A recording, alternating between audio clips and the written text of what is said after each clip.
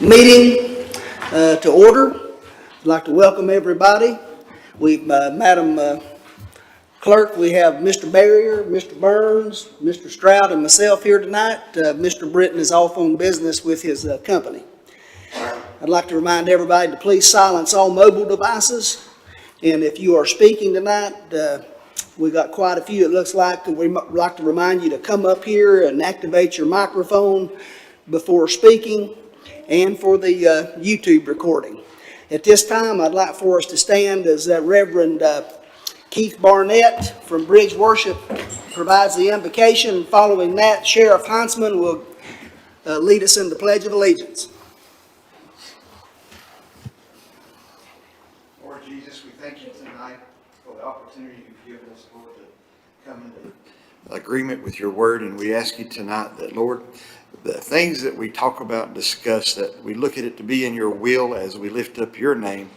And we lift up our voices to follow along in your will as we ask for protection for our leaders in our county, our police department, our fire department, that God, you keep a hedge about them. And Lord, you keep them safe and you keep them protected so that we can give glory unto you. Lord, in all that we do here and throughout this year, that we come in agreement with each other just as much to show the love and support that we should towards one another in this family, in this community. And Lord, we thank you for all the strength that you've given us, and we give you the glory in it in Jesus' name. Amen. Amen. I pledge allegiance to the flag of the United States of America and to the republic for which it stands, one nation, under God, indivisible, with liberty and justice for all. Thank you, Sheriff. Anyway, I saw you jumping up there to fill in the gap, and the county attorney, he got here to do the pledge for us. We appreciate you getting ready to fill in for us. Thank you, sir. We'll now move on to the approval of the agenda. Do I hear a motion that we approve the agenda? Mr. Chairman, Mr. Vice Chair, I'll make a motion to approve the agenda as presented. Mr. Berry has made the motion. What's the pleasure of the board? Vote by show of hands. Madam Clerk, that looks like 4-0.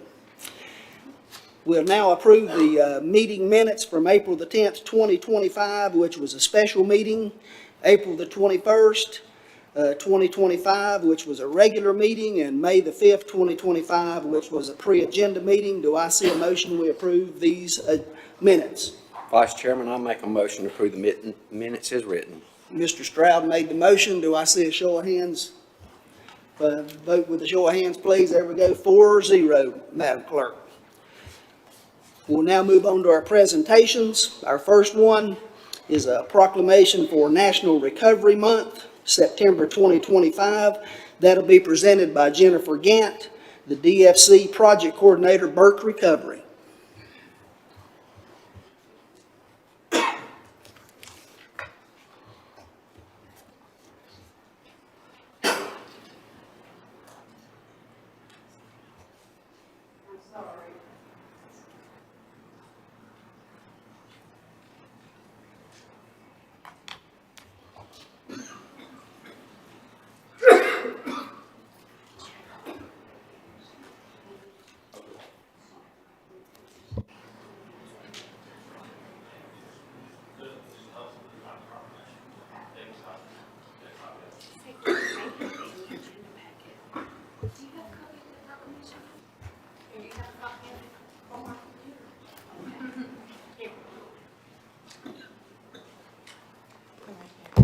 You'll need to be on this side of the microphone. Is it in here? Around this side. Yeah. Okay. I'm sorry, y'all. Whereas behavioral health is an essential part of health and one's overall wellness, and whereas according to recent survey results, the average age of first use in Burke County is 11 and a half. Therefore, prevention of mental health issues and/or substance use disorder, as well as treatment, is necessary and effective for people do recover in our area and around the nation, and whereas overdose rates in Burke County have substantially increased, overdose fatalities appear to be decreasing, and we are still seeing no increase in treatment rates or treatment facilities.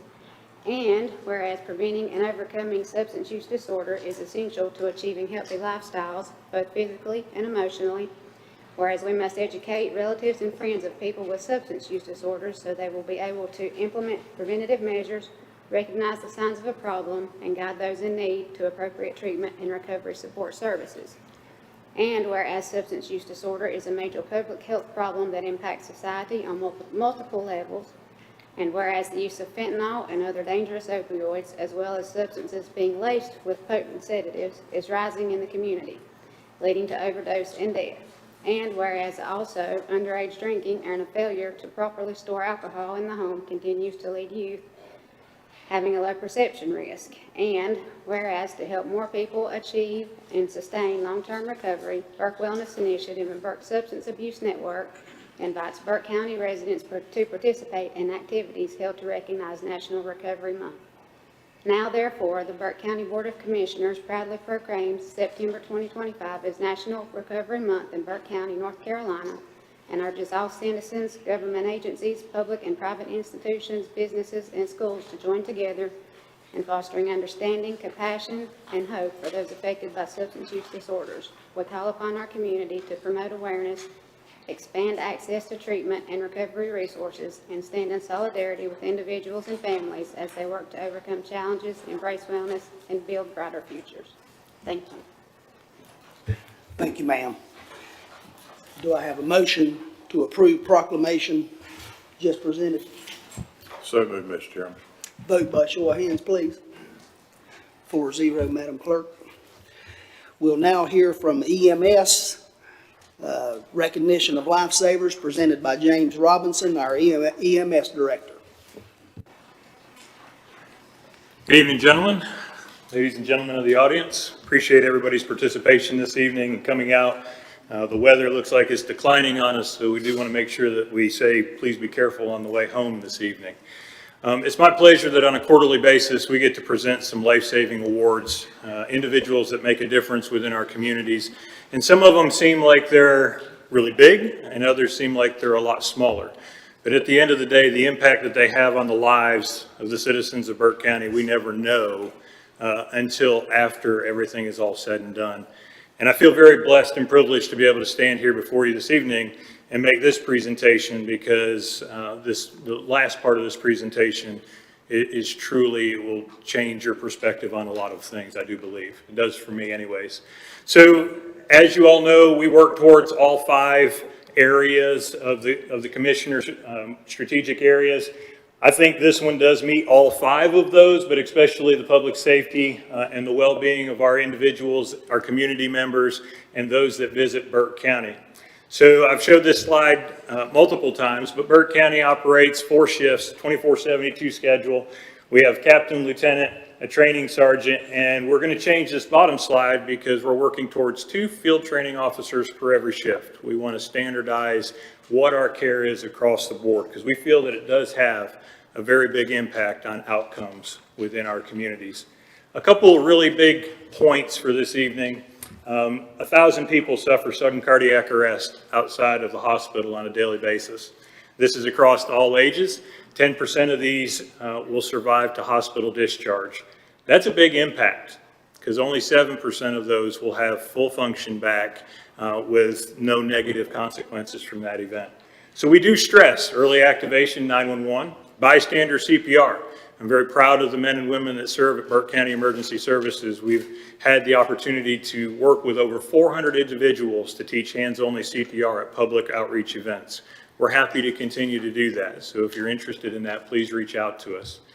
The bystander CPR rate in the state of North Carolina is one of the highest in the nation at 42.9%.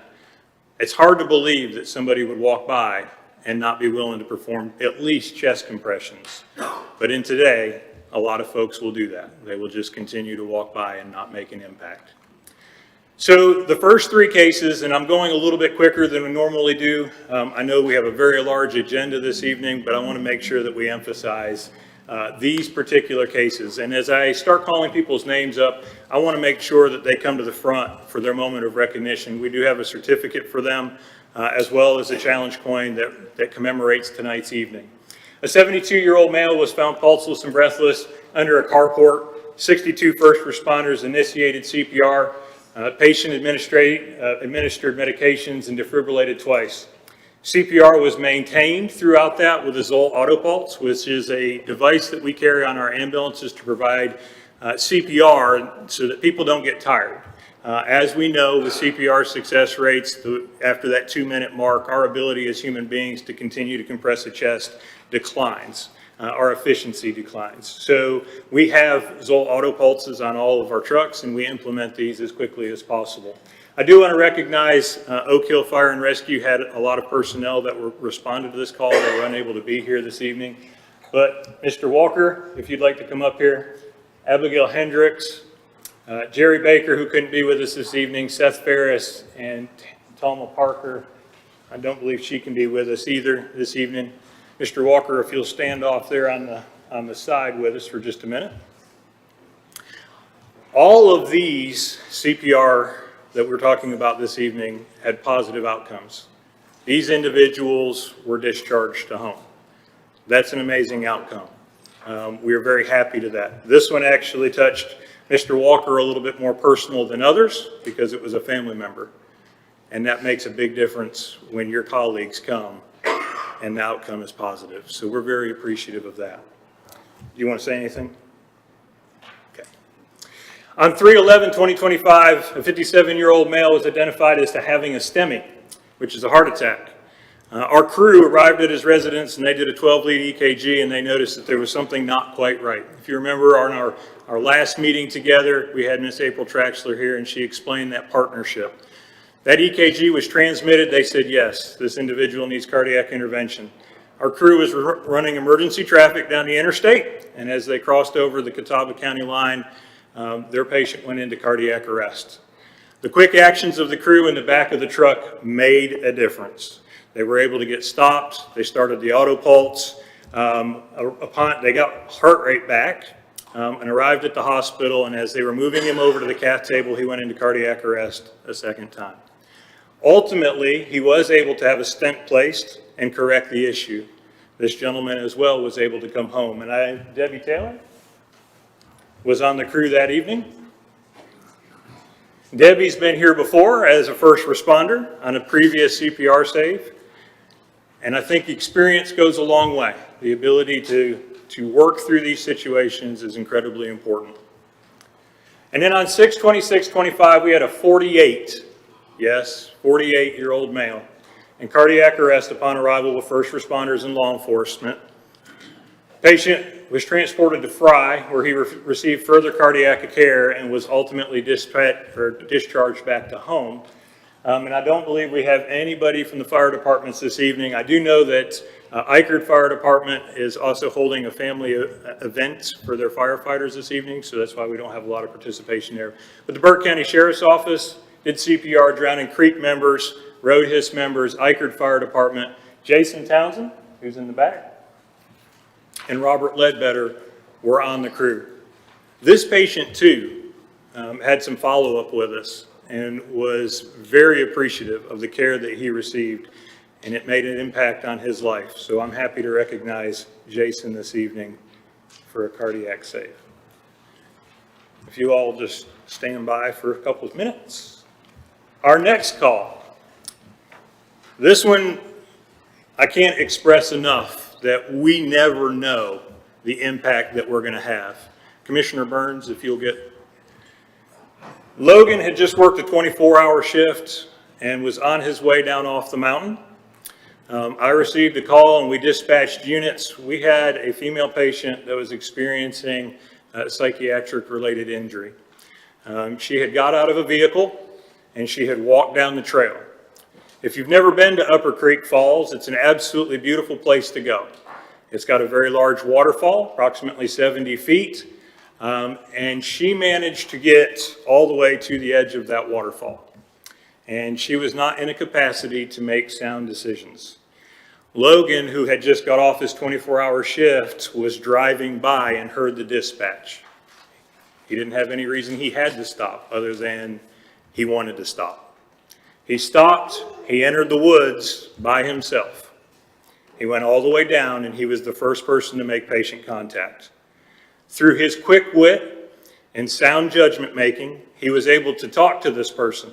Actually, he was able to convince this person through a little bit of trickery, that by saying her name incorrectly, that she needed to come back closer to him to be able to speak to him because she couldn't hear him well. That fortitude in that moment prolonged the inevitable for that individual. She was within 6 inches of taking her own life off a waterfall that she would not have survived. So I want to recognize Logan because going above and beyond, taking those extra steps to change that outcome for somebody who may or may not ever realize the impact that he had, changes it for the rest of us. Logan?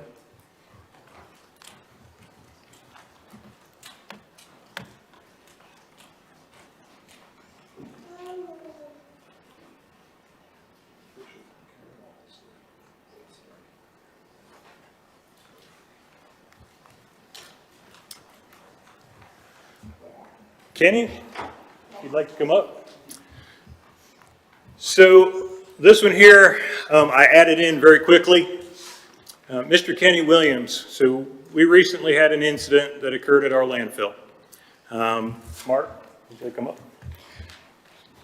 One of our employees for the county was working in her normal everyday job. And as we all do, we take for granted what's going on, and we start building relationships with people, right? We see people in, day out. We never know the impact that we're going to have when something goes wrong. On this day, on August the 5th, 2025, Kenny was waiting in line to go across the scales to be able to drop off some debris. Kenny, you work for Glen Alpine, correct? While he was waiting, he noticed a little bit of commotion that was going on up at the scale house. Some people getting out of the way, moving around. And as a good Samaritan, he got out of his vehicle because he knew who was working at the scale house, and something wasn't right.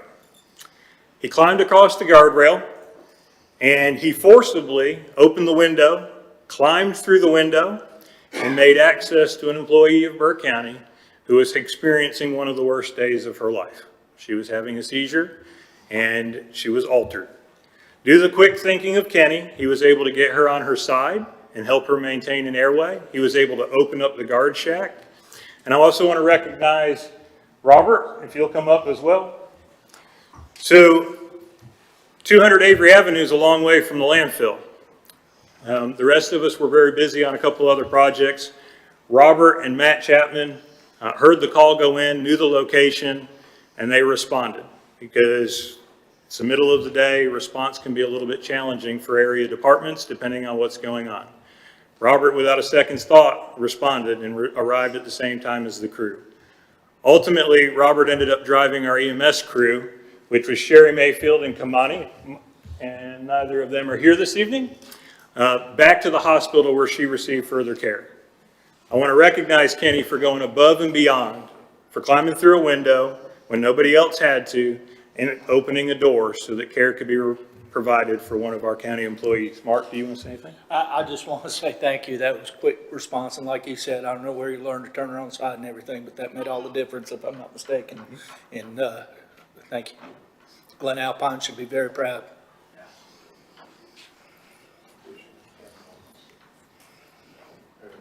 Thank you. Thank you.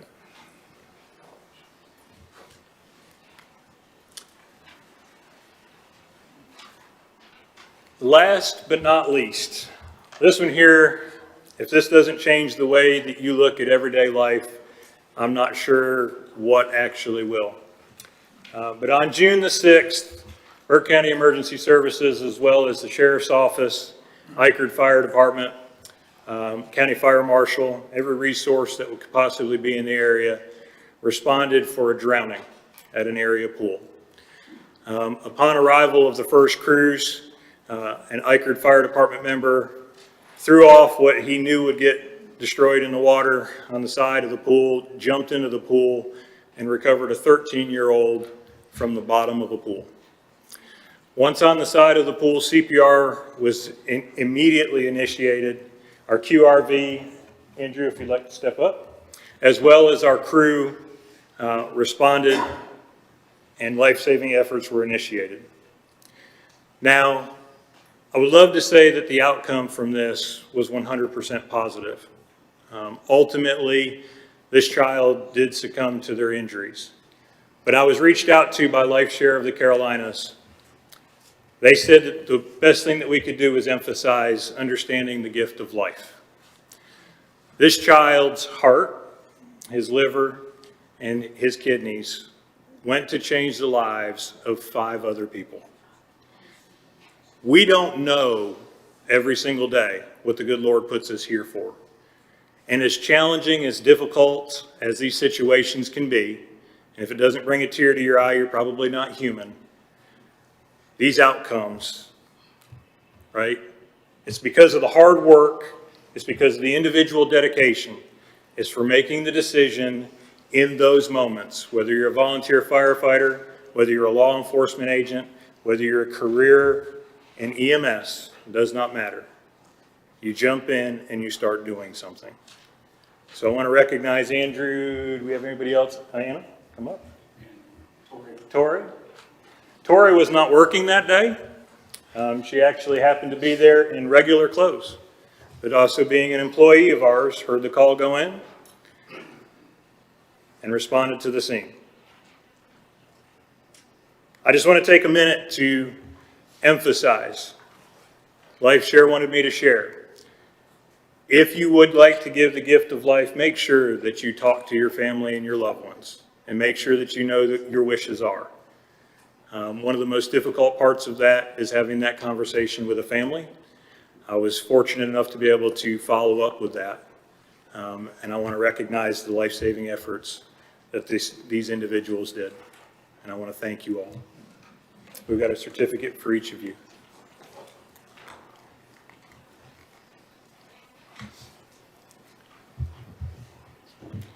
I know that a certificate and a challenge coin is not a big enough thank you, but a round of applause and a heartfelt thank you for what you do is more than any dollar that I could ever give you. So thank you very much.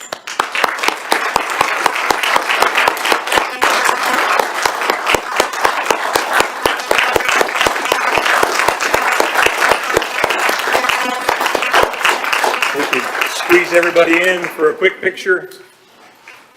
Be very appreciative.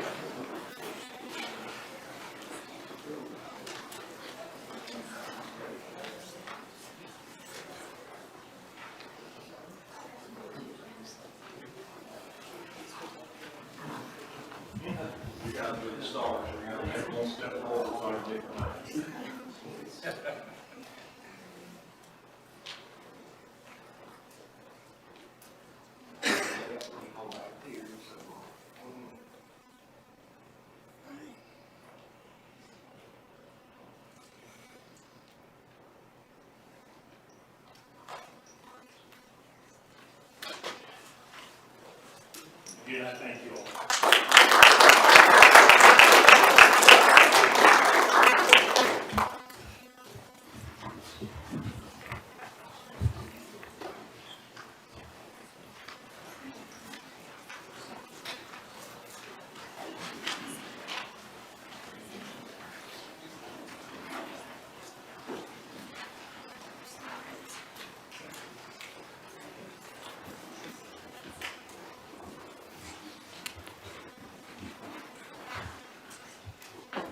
And I think I can speak for all the commissioners. We appreciate all that you do for us every day.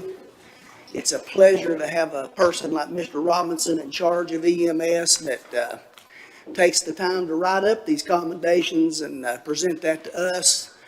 And something he said at the beginning was he knew it was quite lengthy and didn't want to waste much or use much time. That's okay. We'll be here all night to recognize you folks. Thank you so much for all you do. And we'll now move on to our finance department, our update on grant funding presented by Margaret Pierce, our deputy county manager, finance director, and/or Lindsay Stockman. I'd like to welcome both of y'all here tonight. Good evening. I'm not sure how I can follow that. We might need to rethink that next time. Good evening, my name is Lindsay Stockman. I am the new grant program manager here in Burke County, and I'm excited to be with you all today. So, Kay, do you click for me? Do I click? Oh, so sorry. So in order to talk about grants and grants that we have here in Burke County, we have to understand what a grant is. So a grant are funds that are given to a person, or in this case, an organization like Burke County, and they're usually designated for a specific person, or, for a specific purpose, but they're not generally required to be repaid. So in this case, we're talking about funds that we've received here in Burke County that we do not have to repay. So there are different types of grants that we can have.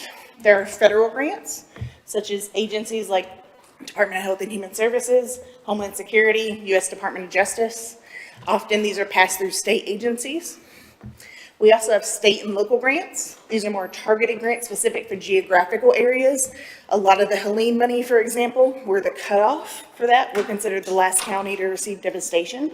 So a lot of those will be state or local grants. We also have foundation grants. These are private or community foundations that usually focus on specific areas of interest for that foundation, such as education or art. And then we have corporate grants.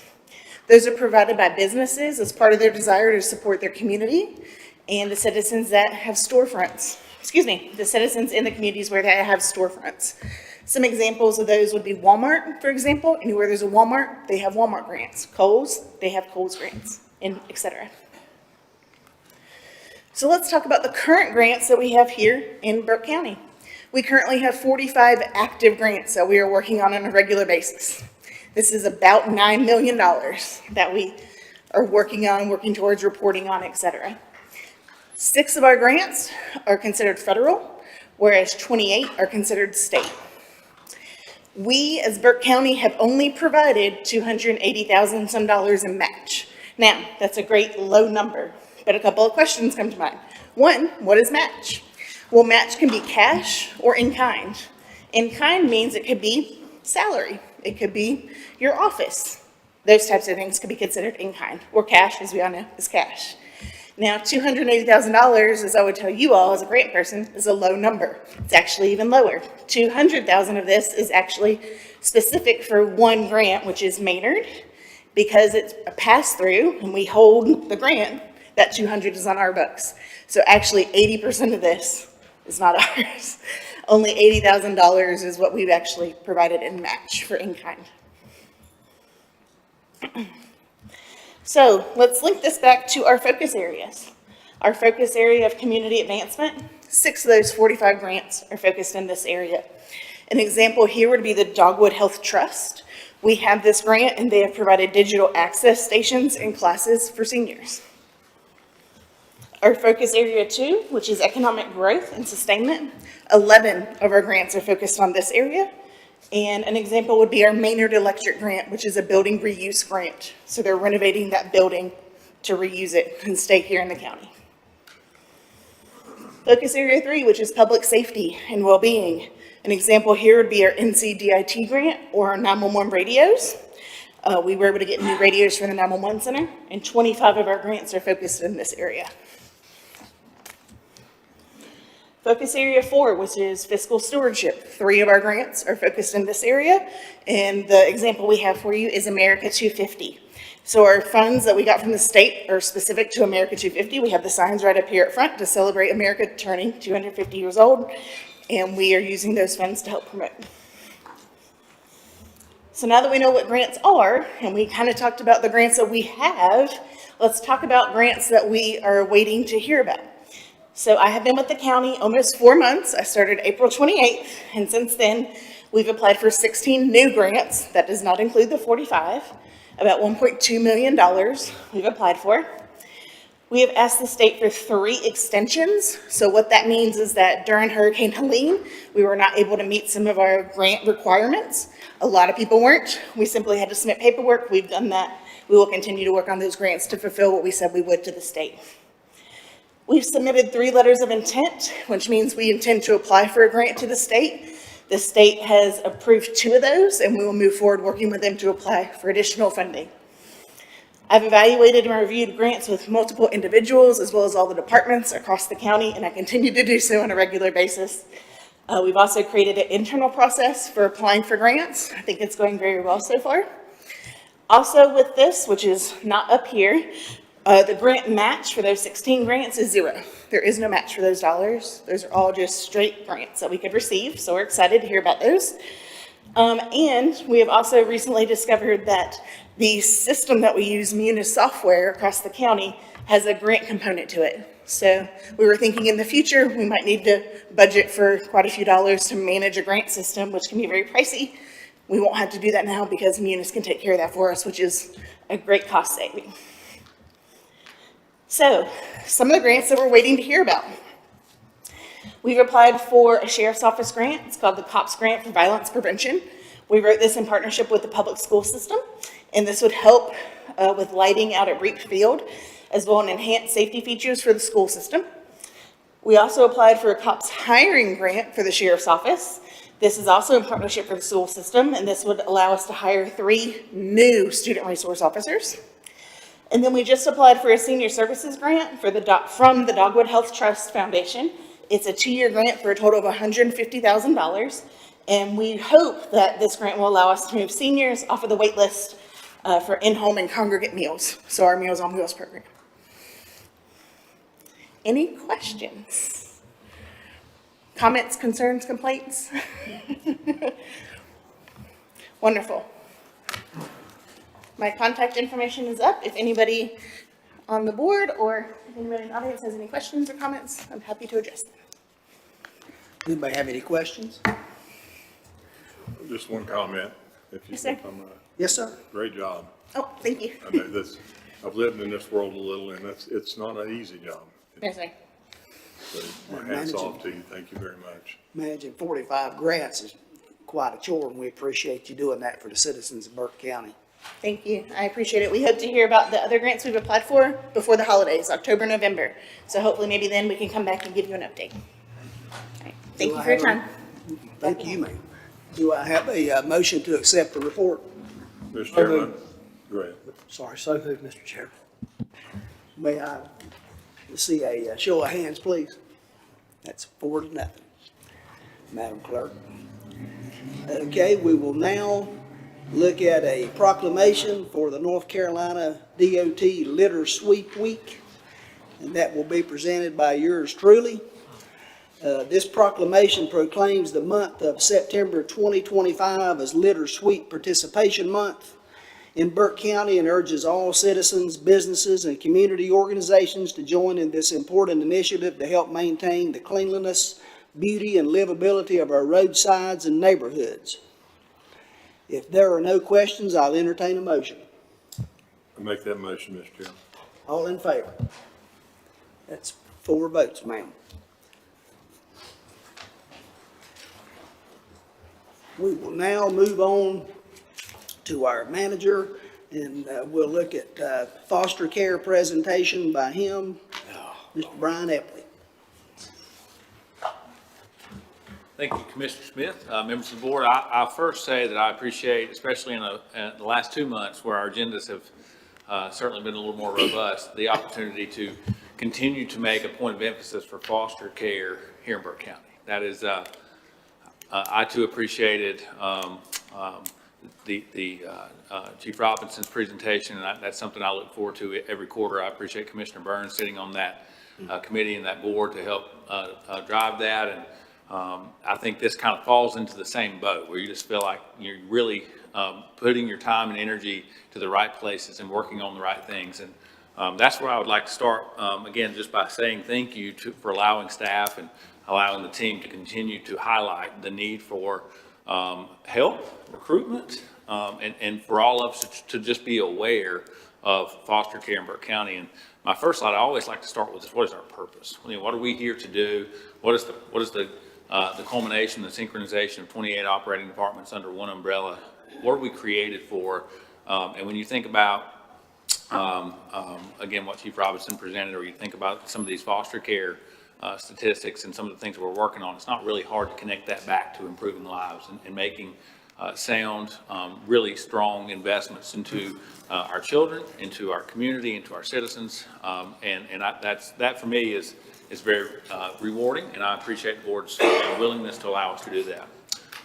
So we're here to talk about foster care again. In the last 2 months, as a reminder, we had Jeff Marburger 2 months ago, who was One More and One Less, and that was the board's introduction to his project and the wonderful things they're doing across North Carolina and his personal story. And then last month, we had Ms. Amber Vest from Meg's Place and Support Megan Foundation over, actually in a couple counties now, but originally founded over in Marion. And so this month, I wanted to just give maybe a zoomed out, higher level overview. And I think it's critical to know that we're talking about foster care, but I want to challenge you to recognize that when you're working on something important, there's a lot of interconnectivity. There's not just one size fits all or working on an independent variable that's in a vacuum. So I want to position this presentation in that regard to say that there's something here in the middle, and I think that's children. And I think they are the commonality between and the link between foster care and substance use disorder in Burke County. And I think they're the same families and the same kids. I think when you're working on one, if you have the right comprehensive strategy and you're looking at it the right way, you're working on both. And it's the same people, and you get good outcomes from both. And then I would also point out that there's an underlying foundational issue that drives the issues in both scenarios. And I think that's economic development. I think that is the true tide that lifts all ships, and upward economic mobility and the scarcity of resources being removed from people's homes, in a large part, will help self-diagnose and self-correct issues, the drivers that lead to children in foster care. Largely, as we've seen, about 76% of the children in our care come from homes that have substance abuse problems, challenges, and abuse and neglect issues that are reported. So that's kind of the tee up to say what we do matters, doing it well matters, supporting our purpose, improving lives. We shouldn't just do more stuff. Everything that we do, we should have a purpose behind. We should understand what our goals are, how do we measure that success. And I'm just so incredibly excited about some of the lives that can be impacted through this initiative. So my agenda is very short today. The goal that we've been saying at a staff level to try to bring some attention to this world of foster care in Burke County is all about awareness. We're trying to advocate for these folks, these families, and then a call to action. Earlier this week, Commissioner Stroud, Burns, and Barrier all attended a breakfast with local pastors, and we shared a lot of this similar type information and introduced them to some of our community partners, and that's part of this call to action. You can't be a part of actionable strategy if you're not aware of the problem, if you're not aware of the circumstance. And that's really, I think, what our motivation and what our goal's been in these early parts. For those of you who may be hearing this for the first time, that awareness level is that Burke County has an unproportionate number of children in care. Once they come in our care, they stay in our care for an unproportionately high amount of time.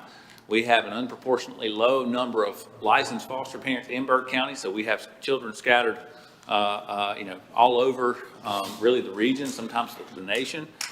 And the longer children stay in foster care, it is clear without placement and permanency, the data indicates that they're a positive outcome. So lack of incarceration, lack of mental health, behavioral health, substance use issues later in life, that trauma really leads to a more challenging life ahead, right? So this is the slide that ultimately teed this up as a policy area for this board to undertake. And you all looked at this some time ago, most recently at your strategic planning work session. But here we're just saying this is a super high level analytic, but the blue bar here is the county population for each of our surrounding counties. The orange line is the 3-year average. So this isn't a snapshot in time. This is the 3-year average of the number of children in care. And what I'd point out is we're the only county with this big gap, meaning the number of children in care is unproportionately high to our total county population. And that is what led us down this path of what's going on. Since that point, we've been able to dig in a little bit deeper and better understand why would our number of children in care be higher than some of the other communities in our region.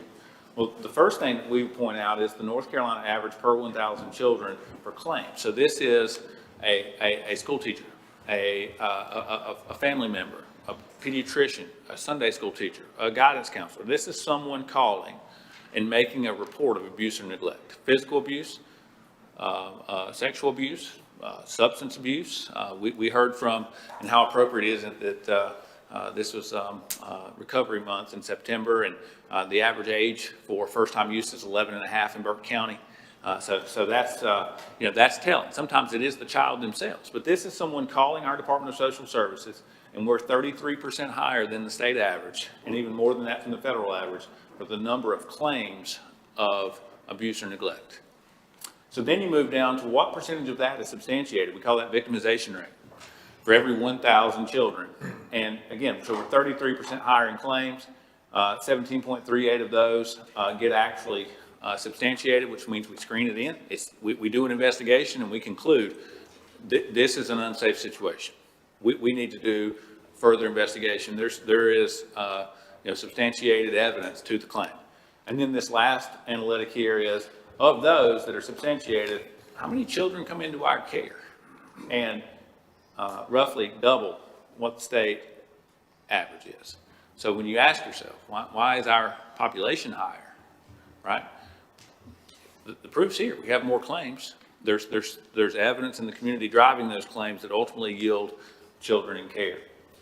Now, I know the board's seen this map many times, and we've all studied it very deeply. But as a reminder, this is a heat map originally that now has 3 years worth of data. So again, this overlap between substance use disorder and foster care. Every overdose call that was called into 911 where there was an emergency response is collected through the 911 system and then put into this heat map. And you can see that there with the purple, and the more overdoses in a certain area, the more intensity of the heat map. Now, we've layered that with these green triangles, and these green triangles are child protective services, child welfare intake. So these are children where these abuse and neglect cases have been substantiated, and children have came into our care. And what I would point out is those green triangles are all over those purple overdose substance abuse issues, right? So this idea that if you work on one, it's linked and you're working on the other, and there could be comprehensive strategy that I think that deals with both. Here's the same level of intake. You may say, well, what type of substance use has driven that intake? Primarily methamphetamine and fentanyl.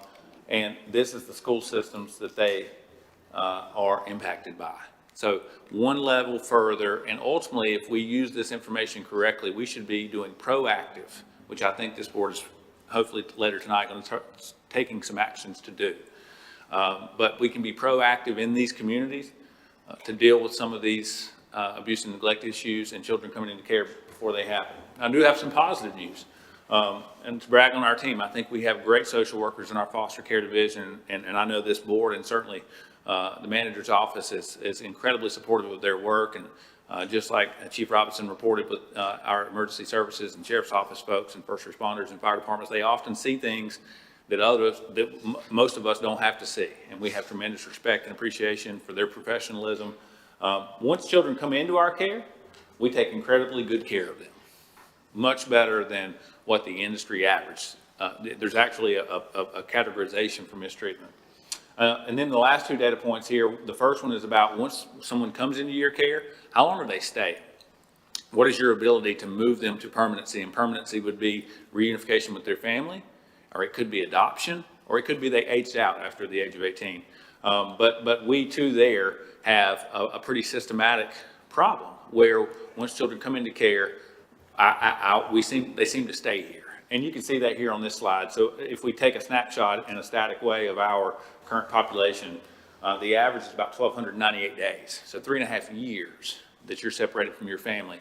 And the data is crystal clear that after about 9 or 10 weeks, after there's separation from mom and dad and child, the effort and the desire for mom and dad to reunify starts to go off. They start to feel hopeless and all those things. And so you may ask yourself, what is one of the reasons that our time to permanent placing, which by the way, now that we know is improving, but why over time has it been such a challenge?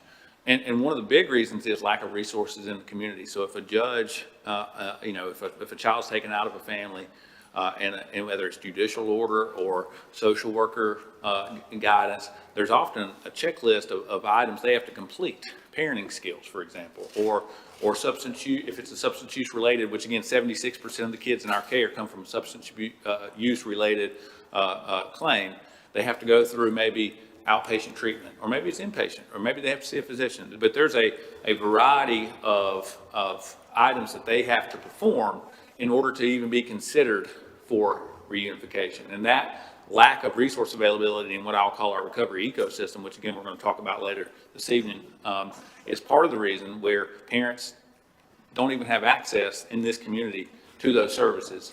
So the ability to achieve them is simply not there.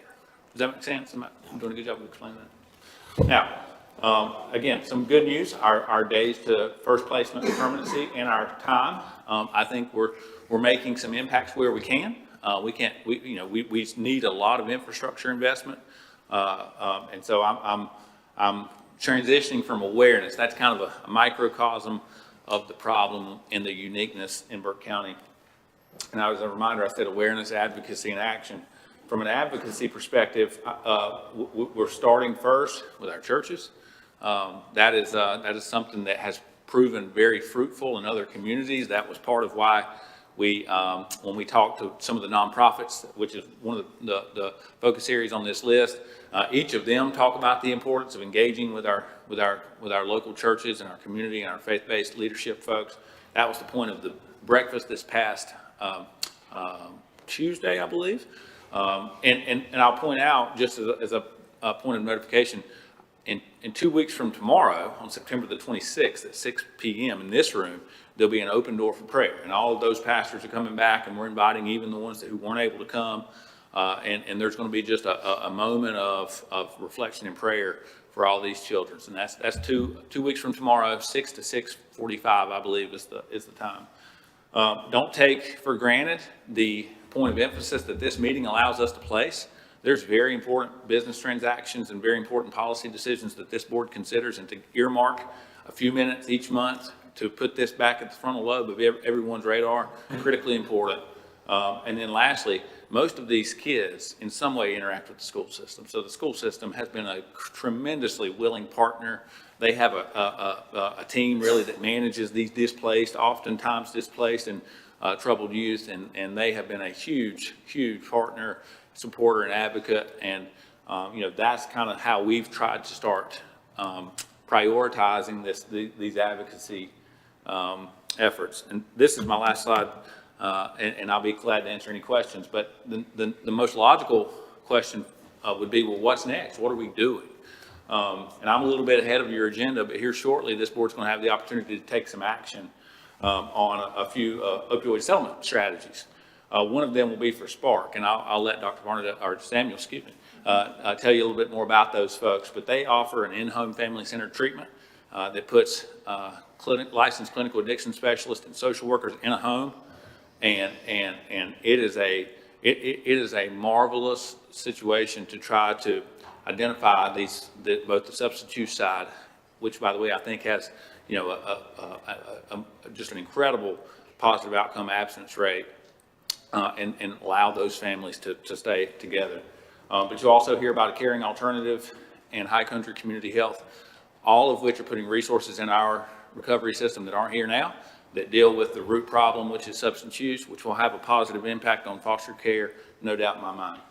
We're also working closely with the North Carolina Guardian Ad Litem, specifically Ms. Kincaid, who is just a marvelous advocate for these children. Our pastor leadership group, One More, One Less, which is the nonprofit that seeks to have 2 champion churches in each county in North Carolina, Jeff Marburger and his team.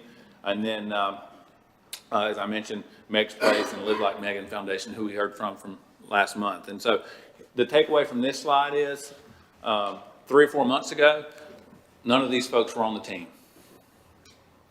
Now they're all on the team. And in the next 6 months, we're going to make a big difference. Yeah. We're going to make a big difference.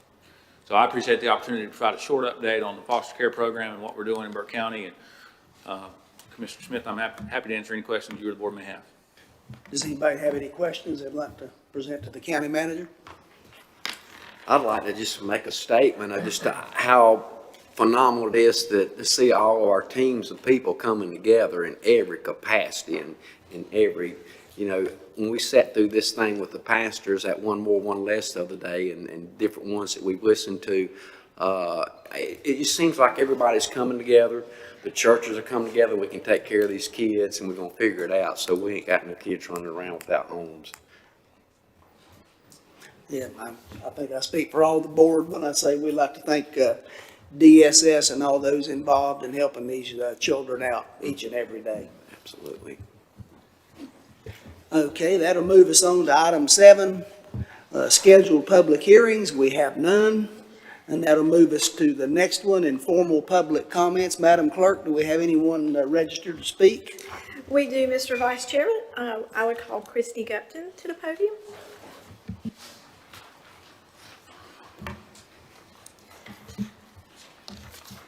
Thank you, Board. Mr. Epley, I appreciate seeing how far the county has come. I served on the Homes for Hearts Board, initiated by DSS Director David Smith years ago, before I ever even had my own children. And it's so good to see how the community has come together since then. Last month, on July 14th, this distinguished board became the official Board of Health for Burke County's citizens. And as a member of your Public Health Advisory Board, I made it my personal goal to attend as many of your meetings as possible and relay information I think is important to our public health as a community. As I attended that July 14th meeting, I was impressed by the presentation given by the Burke County health educator, and as she presented the community needs assessment. It revealed that our community needs resources and investment in the key areas of mental health and substance use disorders, among others. While these are important, they're also very familiar. They've been part of our community needs assessment reports year after year after year.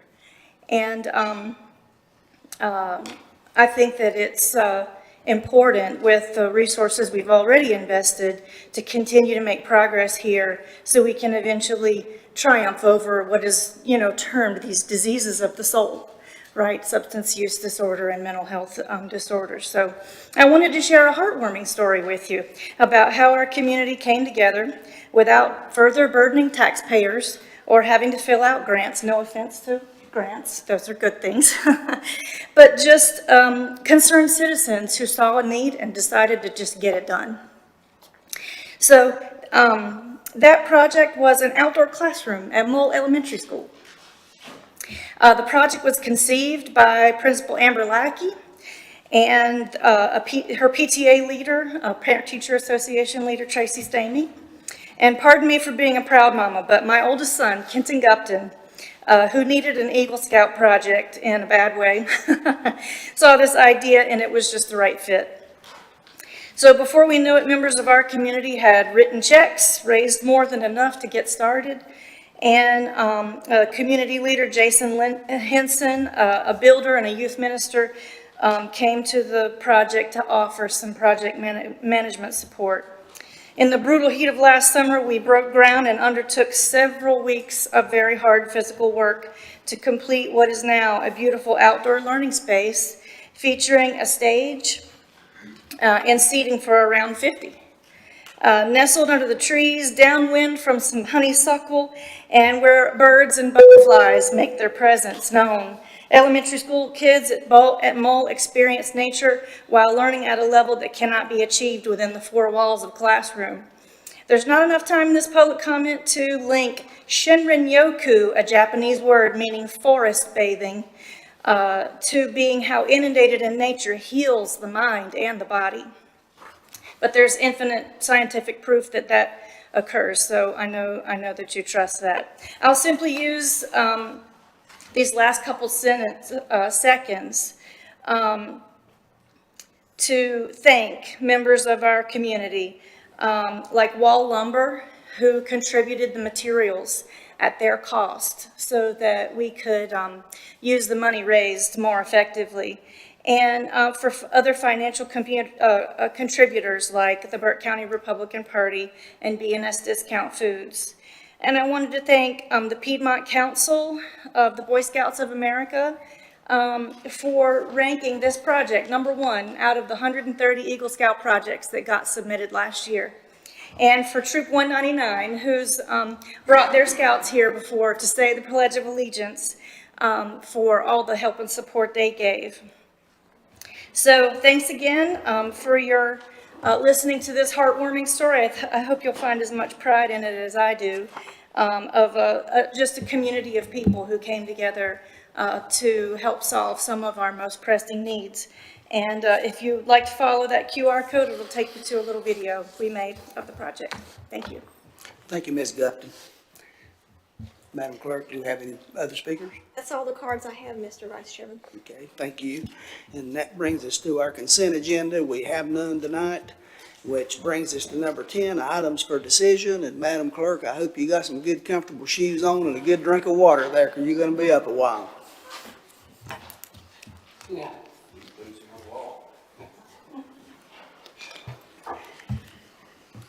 Thank you, Mr. Vice Chairman, members of the board. This is a request to make an appointment to the Council on Aging. Seat number 10 is vacant.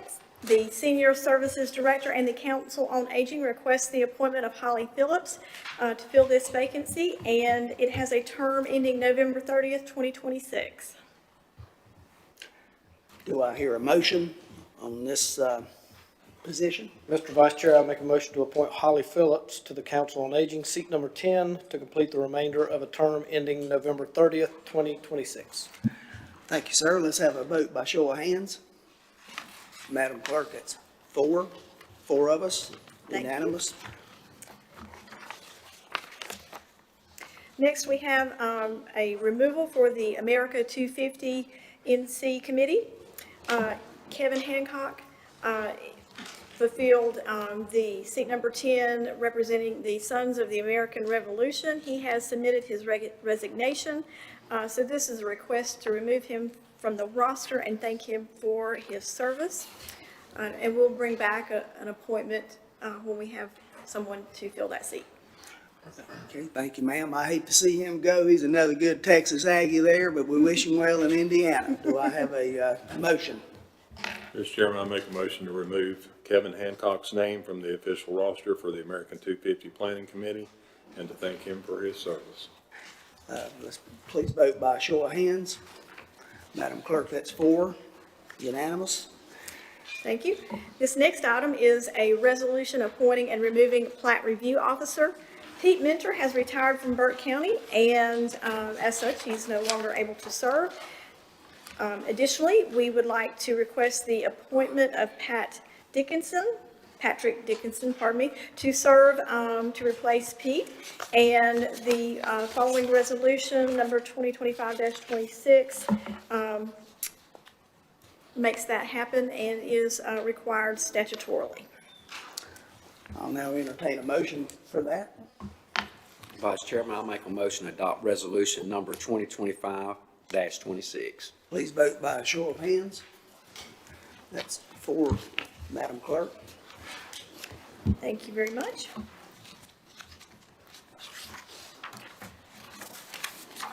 The next item that you have on your agenda is the appointment to the Animal Advisory Board. Seat number 8 on the Animal Advisory Board represents a large animal owner, and the two-year term ends July 31st, 2027. We have received an application from Morgan Bollinger. She owns several horses and a goat, and we would request that you appoint her to fill this vacancy to complete the remainder of a term ending July 31, 2027. Do I hear a motion? Mr. Vice Chair, I make a motion to appoint Morgan Bollinger to the Animal Advisory Board, seat number 8, large animal owner, for the remainder of the term ending July 31st, 2027. Have a vote by show of hands. That's four, Madam Clerk. Thank you. This next item is an appointment to the Glen Alpine Planning Board, Board of Adjustment ETJ seat, which stands for the Extraterritorial Jurisdiction. Burke County appoints one member to the Glen Alpine Planning Board, Board of Adjustment as the ETJ representative. The term is for 3 years. We have received an application from Tamara Woods Poplin, and we're requesting her appointment to complete a 3-year term ending August 31st, 2028 as the ETJ or extraterritorial jurisdiction representative. I'll entertain a motion on this appointment. Mr. Chairman, I make the motion to appoint Tamara Poplin to the Glen Alpine Planning Board of Adjustments as the ETJ representative for a 3-year term ending August the 31st, 2028. Thank you. Let's vote by show of hands, please. For Madam Clerk. All right. The next item concerns the Parks and Recreation Commission. We have received a resignation from Cody Clark, who occupied seat number 11, representing the Salem School District. So we would like to have him removed and thank him for his service to the community, and also to appoint Sarah Ellis to fill his vacancy to complete the remainder of a term ending March 31, 2026. Do I hear a motion concerning Mr. Clark? Vice Chairman, I'll make a motion to remove Cody Clark's name from the roster for the Parks and Recreation Commission and thank him for his service. Let's vote by show of hands. Thank you, Madam Clerk, for. And a motion to appoint Sarah Ellis. Mr. Vice Chair, I make a motion to appoint Sarah Ellis to the Parks and Recreation Commission, seat number 11, Salem, to complete the remainder of a term ending March 31st, 2026. Vote by show of hands, please. For, Madam Clerk.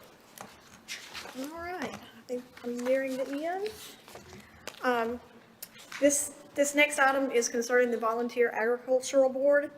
It's a 7-member board, and 5 of the seats on this board represent the farming community.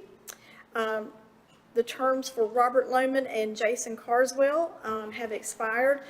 They are willing to serve another term. If we do appoint these 2 gentlemen, they would need also a waiver from Article 4, Boards, Commission, and Committees, Section 2-88, Membership Requirements, subsection D.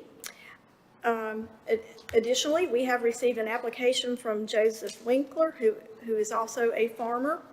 The requested action is to appoint or reappoint one of these 3 gentlemen to seat number 1 to complete the terms ending August 31, 2028. Also for seat number 2 to consider one of these applicants, Jason Carswell, Robert Lohman, or Joseph Winkler, also to complete a term ending August 31, 2028. Do I hear a motion on seat number 1?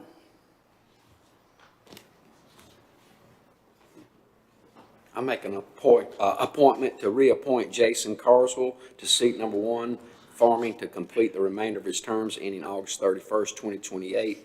Further, to grant an exception to Section 2-88D of the Burke County Code if needed. Now, let's vote by show of hands, please. 4-0, Madam Clerk. And just to confirm, his exception is needed. And I'll also entertain now a motion for seat number 2.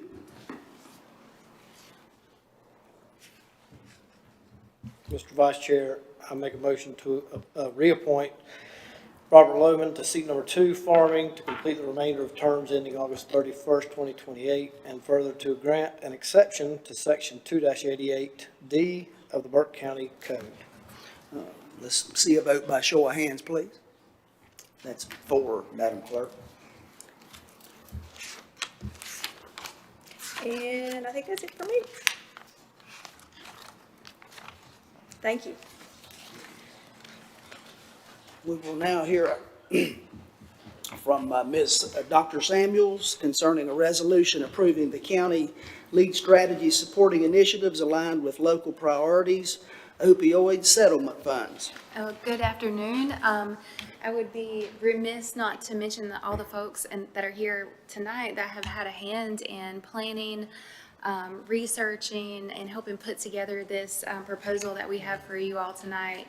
And we're so excited about moving some of these initiatives forward. Mr. Epley stole some of my thunder when he talked about FCT. And what we're doing tonight, it will have a ripple effect on many other departments and the health of the community, because we're looking at things that are high impact and also touch different things that we're prioritizing and will influence the overall wellness of the community. So we're really looking at investing this settlement funds into something that will have a huge impact on the county here. So what we're looking for tonight, what we're looking at is actually two resolutions. The first resolution is a county-led initiative where we're looking at building our report team, which will consist of 4 community paramedics and 4 peer support specialists. So we'll have a 24/7 team that will be able to co-respond to overdose calls. And in addition to the co-response, we'll be able to proactively do community work to prevent future overdoses, to engage people in treatment. And so our local data tells us that we're seeing a decline in overdose fatalities, but we're not necessarily seeing a decline in overdoses or treatment engagement. So this strategy specifically will help with that overall overdose rate, and also looking at engaging people in treatments to prevent future overdose calls. Our second strategy there is a peer community navigator, and this person will work alongside the PORT team, but work with other stakeholders like the emergency department, DSS if need be, the school system. So that person will be a capacity add to the PORT team, but will also be able to work more freely in the community. And then our third strategy for this budget resolution is naloxone distribution. So this is evidence supports that our strategy of saturating the community with naloxone had a big impact on the reason why we saw fatality rates decrease. So we want to keep that going. We also have the naloxone vending machine now in Valdez. So we want to keep that naloxone flowing in the community, in the schools, in the jails, and wherever we can put it. So that is the first resolution tonight. I may add too, but all 3 of these were reviewed by the commissioner-appointed opioid advisory board in July. The second resolution that Dr. Samuels will present shortly was also reviewed by them, but this particular group here was reviewed thoroughly, going through at their July meeting, and they had a unanimous endorsement for this resolution. And I know each of us have talked about it individually, but certainly if there's questions, we'll be glad to answer those. Does anybody have any questions I'd like to present to the manager or Dr. Samuels? If there are none, I'll now entertain a motion on the resolution. Mr. Chairman, I make a motion to adopt Resolution 2025-25 as presented. Please vote by show of hands. Madam Clerk, that's 4 of us. We will now hear a resolution from Dr. Samuels about approving provider-led strategies. Do I have a clicker here? Or? Yeah, here we go. Okay, so I want to take you through this process of how we got here and what that looked like with our opioid advisory committee, and talk to you about some of the impact from this, because this is something that we haven't done before, and we're excited to do to build our provider network. So we opened up a request for application in our RFP process to let providers submit proposals for programs to either start new or build capacity in. So we're looking for that feedback from providers, engagement with treatment providers to build our system of care here so that we can start working on that second phase of, number 1, reducing fatalities and then getting people engaged with treatment. But we have to make sure that the continuum of care is there so that people have access to the treatment. So that was really the motivation behind doing this. And so I want to talk to you about the department recommendations, how we got here, and then each one of the proposals that you're hearing from tonight. And then we're going to end with the recommendation or endorsement from you guys of these strategies. So this addresses our focus area 3, public safety and well-being, with the goal of effective use of opioid settlement funding, including collaborative partnerships to develop regionally based recovery systems, so locally and regionally based. So 1, reduce the onset of new use. 2, enhance pathways to recovery, and that's really where we're focusing on these strategies. And 3, reduce fatalities. And so June was our very first opioid advisory committee meeting where the committee endorsed 3 strategies that you just heard. And we talked through what it would look like to open up this process. So on June 13th, we released the RFP, and it closed on July the 11th. After that bid closed, we had an internal review to make sure that all of the proposals that we were passing through to the next phase lined up with the MOA and were legally able to be funded this way. So in August, between July and August, we met with all of these providers. We had one-on-one interviews with them. We listened to what they were proposing. We listened to their outcomes and their sustainability plans. And we talked through how it fit in with our local priorities. And then last week on the 12th, the ones that were selected to proceed that fit in with the priorities in the MOA option A, and that we felt like were really ready to be implemented. They presented to the Opioid Advisory Committee on August 12th, and the advisory committee at that time endorsed 3 strategies to be presented to you tonight. So we received a total of 11. 3 were selected to move forward, and we have 3 that are in the revisit tier, where we're going to go back and do that same interview process, talk to them about their proposals, their applications, and see how they might be able to move forward with those. And we had 5 in the not advancing at this time. So the recommended to proceed, they were high impact, high need strategies, evidence-based. We built performance measures around these and created almost a fee-for-service model. So we're not paying for anything that's not happening. A Caring Alternative, their program is a substance abuse comprehensive outpatient treatment and intensive outpatient treatment program, SACOT and SAIOP.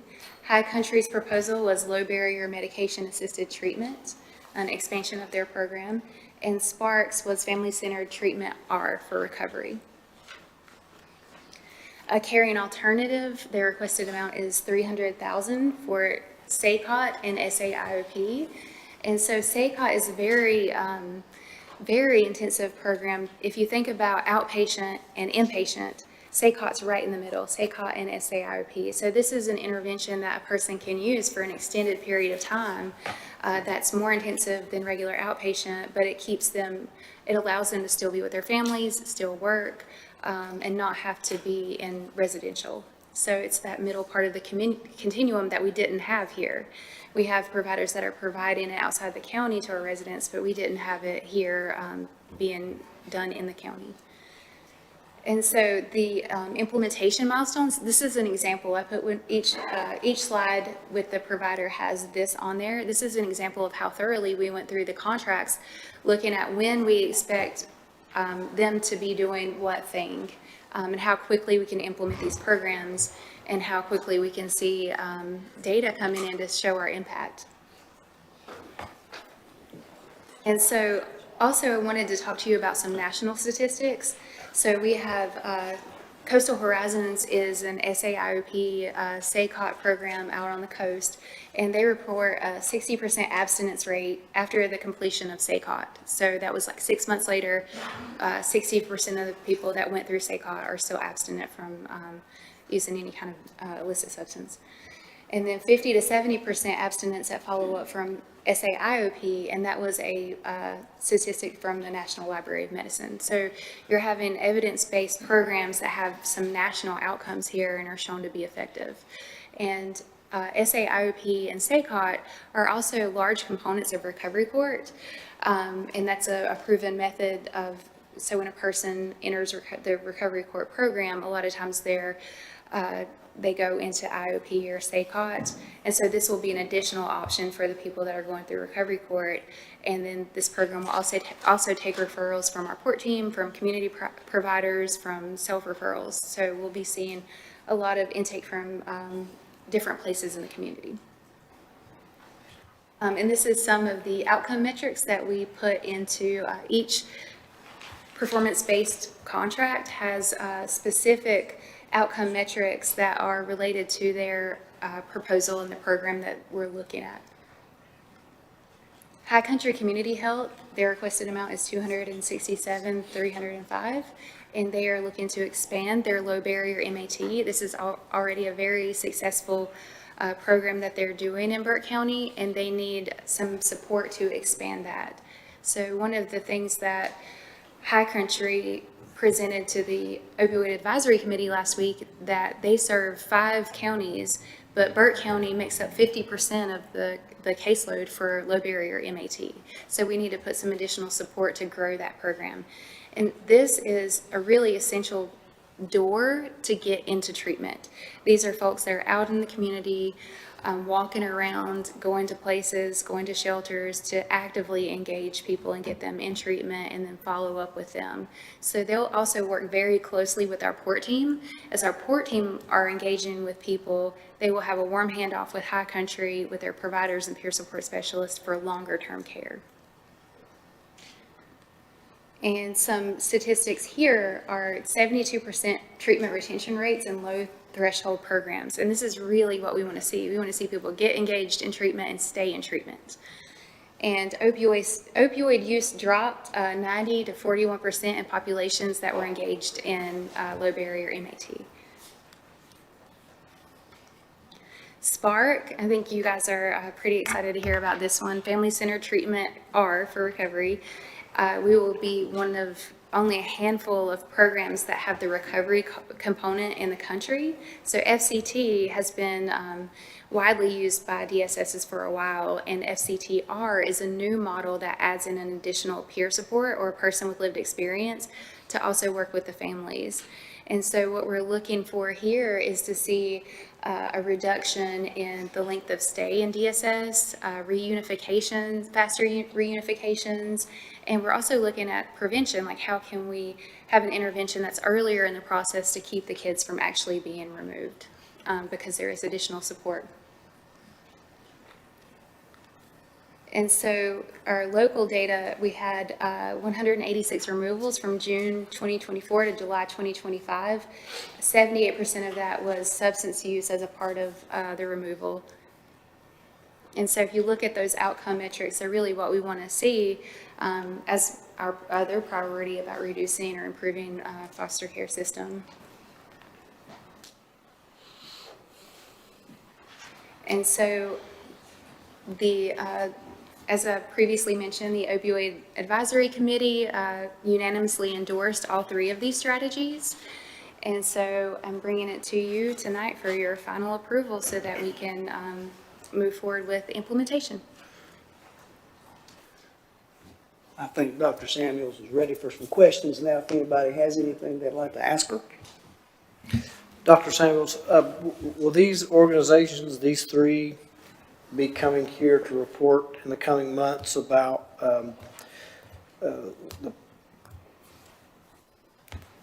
their results, I guess?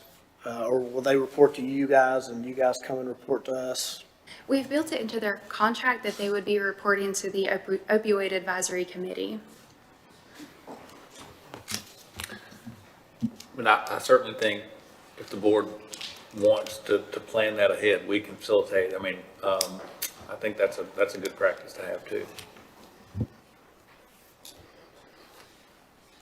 I don't have a question, but I'd like to make a comment. I see a lot of folks out there in the audience that have put a lot of work into this, and one of them is former Commissioner Johnny Carswell back there in the back in that Southern Baptist position, and we appreciate everything all of you have done, and I know this is near and dear to his heart as it is to all of us. Want to see a lot of recovery and extinction of drug abuse in this county.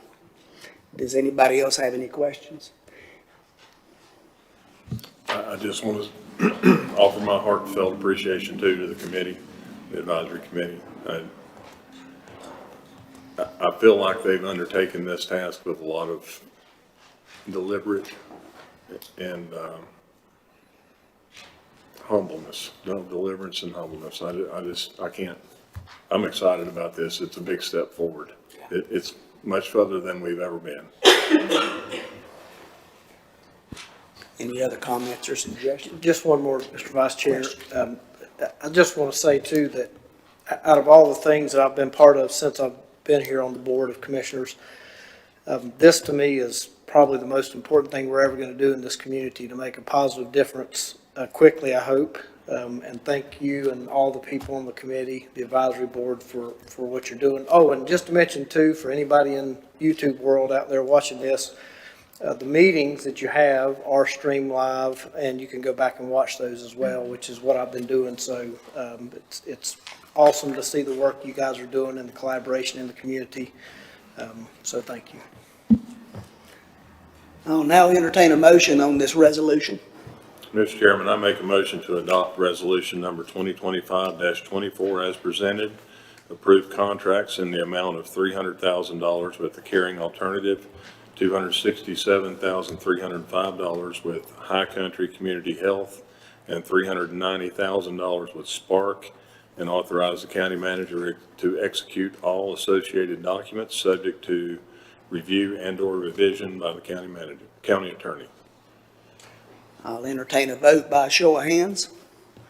Madam Clerk, that's all of us. Thank you, Dr. Sumner. Thank you. We'll now hear from the county manager on the county surplus, the real property, and the update on that.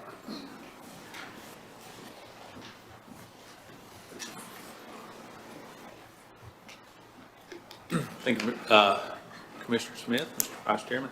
The first item is for the board to consider repealing a 2010 policy for how we handle surplus property. This ultimately came through a recommendation from the county attorney's office.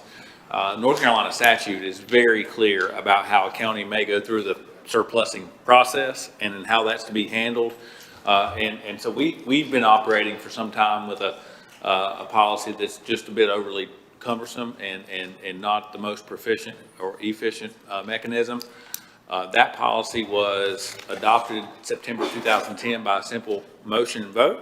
It can be repealed by a simple motion and vote. I know each of you have had that in front of you and have worked through it on a couple other properties and likely seen how some of the steps were a bit challenging. So the first thing, this first item is simply a request for the board to repeal that 2010 policy, and moving forward, Burke County will simply follow North Carolina general statute as we deal with surplusing real property. Happy to answer any questions. Does anybody have any questions they'd like to present to the county manager? If not, I'll entertain a motion. Vice Chairman, Go ahead. they're getting ahead of me. I want to get a couple of them in here. I'd like to make a motion to repeal the policy for the sale of surplus real property adopted in 2010. Let's vote by show of hands, please. Madam Clerk, that's all of us.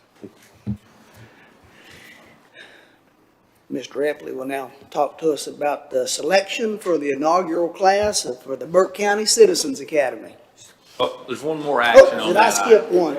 Yeah. Oh, I knew love he this was gonna idea. make a I'm mistake. wanting to get that thing going, I'm sorry. You'll But talk to us now about the offer to purchase county-owned property. I'll be equally as brief with this one. Now, I will point out, there is, at your last meeting in July, we had a proposal to purchase a piece of surplus property located near the Hickory Airport. It's about 4/10 of an acre. That original bid was $1,500. This, as a reminder, this board rejected that offer, and we communicated back to the bidder, who's made another bid, and that more updated bid is $3,250. So I want to walk you through that. But first, I wanted to just share, largely, Commissioner Barrier had asked, made some suggestions and asked how a citizen may know about what surplus properties are available and how they may go about placing a bid. And largely the answer, until this board just repealed the previous policy, was to follow that pretty complicated, highly mechanical policy. So now we have built a website. It's on our webpage, and it has a map. We currently have these properties, and I think the kind folks in the back, we're going to show on our website how one may go to navigate to this. This is an active interactive ArcGIS map. If you go to Burke County's website, go to the residence tab, surplus property, that brings up the process, how it works, what you have to do. There's a map at the bottom that's interactive. You can click anywhere. Any of those stars are properties that could be bid on. If you hover over said star, that's the piece of property we're fixing to talk about. It'll give you all the information, and then there's a link at the top that will generate a form. for you to make your bid, which is automatically emailed to our team so we can process it. So we just took a long process and made it much cleaner, shorter, faster, and more interfaced. So that's kind of the update on how, trying to be a little bit better. Now, for the matter for this board to consider tonight, we can get back. As a reminder, this 168 and 153 statute both govern this. It starts with the board receiving an offer. At any point in time, you can reject any bid. So nothing you do tonight locks you in. Once you accept the first bid, it starts a mandatory 10-day bid process, and then any final bid would come back to you ultimately for consideration.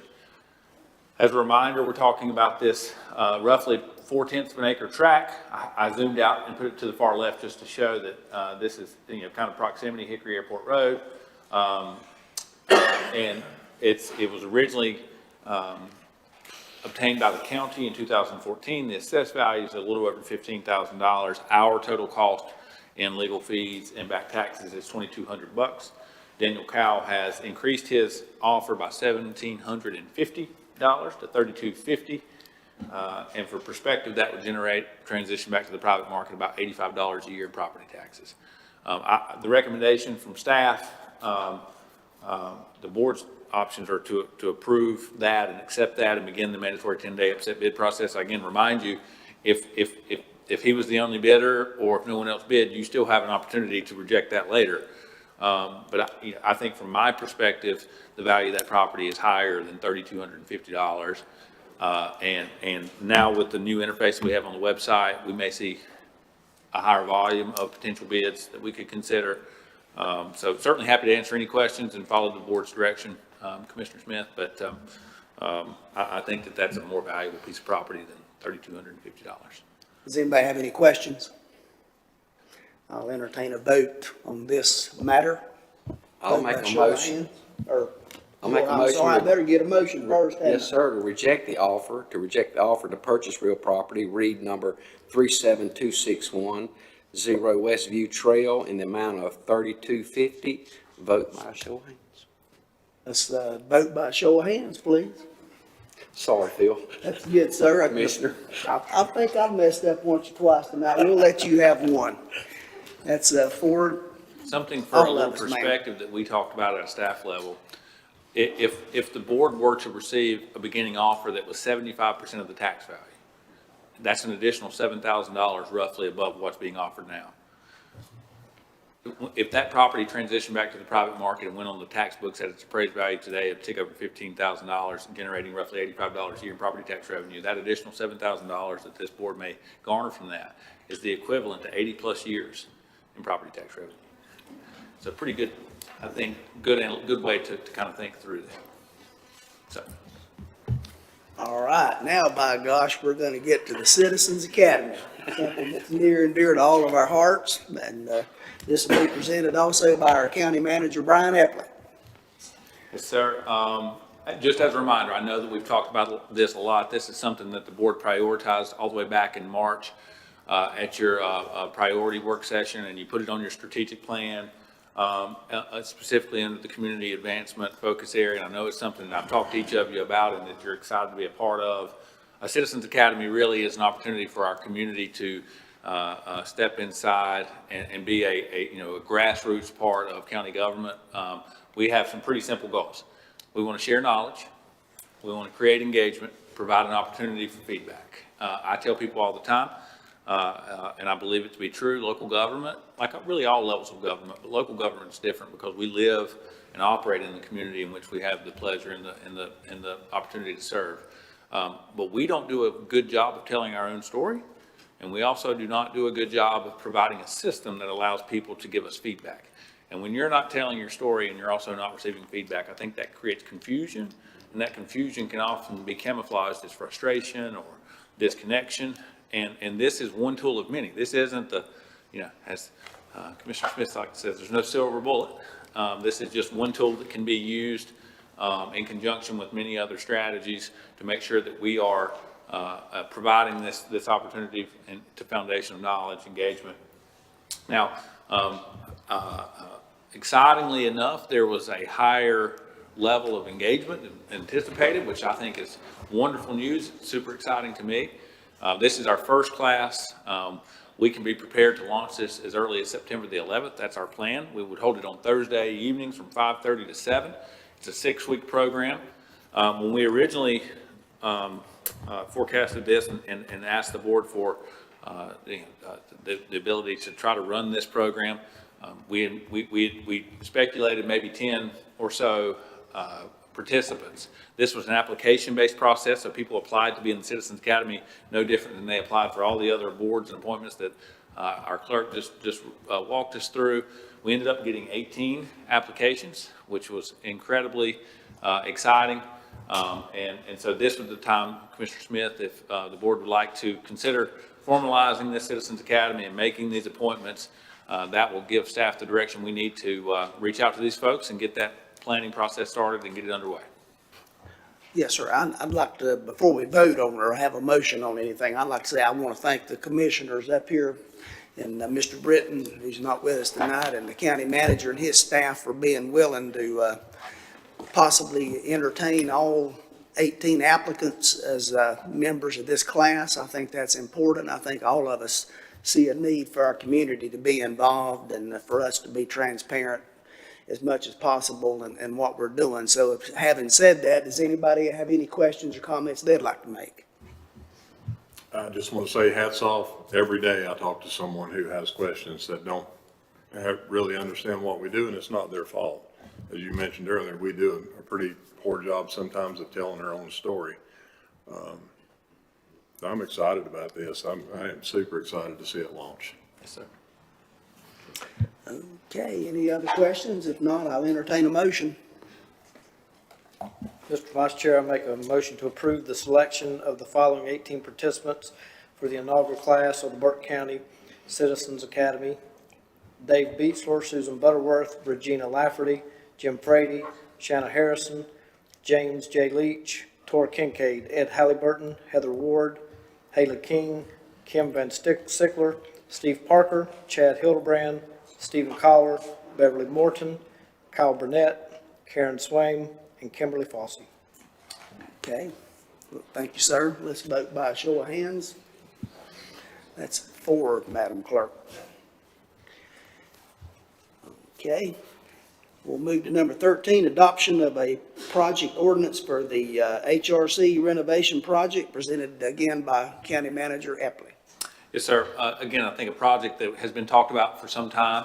When I first arrived in Burke County in February 2023, the county had just completed a comprehensive facility master planning, but with Mosley Architects, where they went through and evaluated every square foot of Burke County-owned building infrastructure. And they looked at it in structural codes, meaning roofing and plumbing and mechanical, and gave each of those a quantitative grade 1 through 5. And I'm very pleased to report that really 4 of the top 5 projects have been dealt with by this board.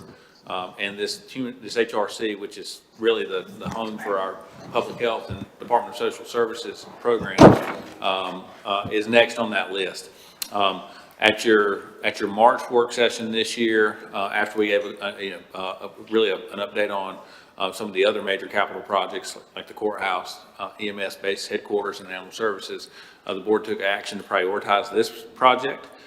We proposed doing it in a phased adaptive reuse model, meaning that we renovate the existing 62,000 square feet. We know that the school system currently occupies about 14,000 of that. They'll be moving out sometime early next summer. We've already presented to you all a contract with Holland & Hamrick to do the design and engineering, and I'm very pleased to report that we're well underway. We've got that process started. We expect it to take really the design, schematic design process probably through next June. So about the time we finish that, the school system will be leaving the space, and we'll have bid documents, and we'll be ready to get the construction arm underway, and we're eyeballing a 12/31/2027 substantial completion date. In the meantime, likely this will be the single project that we've worked on over the last 3 years that requires installment financing. And we have applied, and we think we have a good opportunity to leverage an additional bricks and mortar federal grant, which would certainly lower the amount of financing that's required. But we anticipate that needing to be that bridge and that gap. And you really can't do that until you have permitted drawings and you have, all of those things in hand. So in the meantime, we will continue to incur some development costs with our engineering architectural firm. So what we're asking you to do is go ahead and establish that project ordinance. We'll move $1 million over from our capital fund as a temporary loan, and it'll pay back when we do the installment financing, given the vehicle of the next item on the agenda. But this particular one, Commissioner, is to establish the project ordinance for the HRC project with an initial appropriation of $1 million. Happy to answer any questions. Does anybody have any questions? I'll entertain a motion. Mr. Vice Chairman, I make a motion to adopt ordinance 2025-10 as presented. Please vote by show of hands. Madam Clerk, that's 4 of us. We'll now hear from the county manager concerning a resolution declaring intention to reimburse the county from the proceeds of one or more tax-exempt financing from certain capital expenditures. Building on the action that you all just took, in order to repay our capital program when the installment financing action takes place, when that transaction takes place, we have to first have this, and this is a Fiscal Control Act statutory requirement to adopt a reimbursement resolution, basically giving yourself the authority to pay yourself back when you do borrow. And that's what this resolution would do, so that in June or July of next year, when we get to that part of the project, we can make sure that that's included in the package and in the transaction. Does anybody have any questions? I'll entertain a motion. Mr. Vice Chair, I make a motion to adopt resolution number 2025-28. And we'll vote by a show of hands, please. Madam Clerk, that's 4 of us. Now hear from Mr. Mark Miller, Human Resources, on a presentation and consideration of updated policies. Good afternoon, gentlemen. Thank you for the opportunity to really continue this conversation. I know I've been in front of you several times now and talked about the progress of where we are with our policy modernization, and happy to report that we are ready to move to the next step. Like I said, we've talked about this in multiple occasions. I won't spend a tremendous amount of time on it, but just talk through the process that we have went through the policy audit, really looked at what we had from a policy perspective, determined what needed to be adjusted potentially, or excluded, or what needed to be added. Looked at research and did benchmarking, really compared that to some other counties and some other municipalities and policies that they had in place. Looked at standardizing our format of our policies overall. Looked at things that have been problematic over the years from a policy perspective, and went through a collaborative process to really renew those and get them into a newer format. I've talked to you several times about why the need to go through this process and why to modernize, and there's really 3 points to this. The first being to ensure that those policies are up to date and relevant. Again, it has been since 2009, since we really took a really strong look at our policies overall.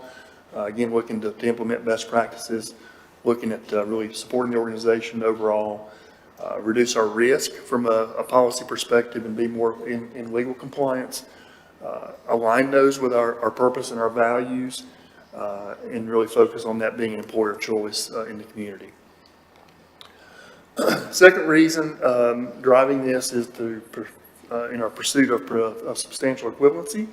That reflects that our policies and positions are in accordance with North Carolina OSHA, that we have to have in dealing with issues involving Department of Social Services and Public Health. It will allow us to internally recruit and qualify candidates for those roles in those 2 departments, determine those compensations for those roles, and classify positions and job families associated with those roles. That will ultimately allow us to be more efficient and effective in dealing with issues in those departments. Third reason is to really move forward in our compensation and classification improvements, which were well underway when I joined last year. This has been going on for this whole process for over a year now. did result in an updated classification and compensation pay grading system. Again, that mirrors OSHA, that will get us in substantial equivalency from that standpoint. We can come back to this, but we're going to ultimately request that the board approve the policies with an effective date of October 1st and adopt a resolution requesting certification of substantial equivalency for job classification and compensation with OSHA. Once we get approval, we will move into the next phase, which is really implementing the policies. We will make any adjustments that we need to our operating processes, to policies that may change or policies that may be new. We will put together a training development training plan. We'll first start with our department heads and our key leadership roles, and then roll that throughout the organization down to the employee level. We'll do make sure that they know where the policies are, and either electronically or in hard copy. And then we'll also start to include that into our new hire orientation process going forward. Again, with gives us about a month and a half to do some training and be ready to do it with an implementation date of October 1st. And I'm happy to answer any questions. Thank you, Mr. Miller. Anybody have any questions? Okay, I'll entertain a motion from the presentation. We have three options here to think about. We can either make a motion to approve and modify, or deny. Do you have a recommendation? I would absolutely recommend that we approve. They have been reviewed by the county attorney as well, and we're in a step where we are ready to proceed if you so approve. Okay. With that, Mr. Chairman, I make a motion to approve the proposed changes to the Burke County personnel policies as presented, effective October the 1st, 2025. And we'll vote by a show of hands. Madam Clerk, that's 4 of us. Okay, Mr. Miller will now talk to us about a resolution supporting substantial equivalency. Yes, in addition to that, would request that you adopt the resolution to support that for those substantial equivalency in those 2 areas. Do I have any questions for Mr. Miller? Do I have a motion? Mr. Chairman, I'll make a motion to adopt resolution number 2025-20. We'll vote by a show of hands again.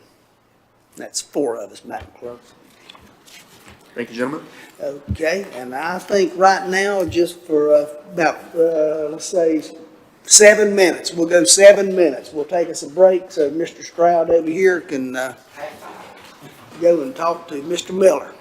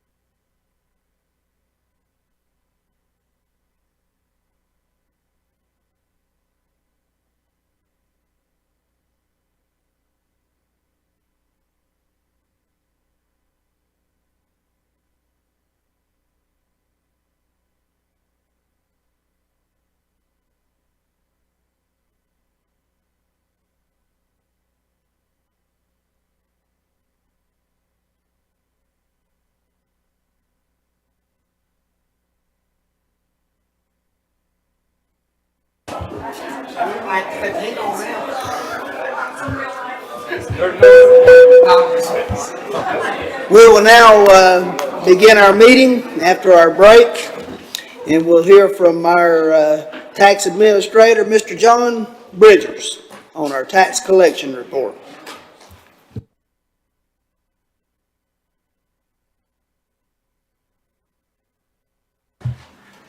Mr. Vice Chairman, members of the board,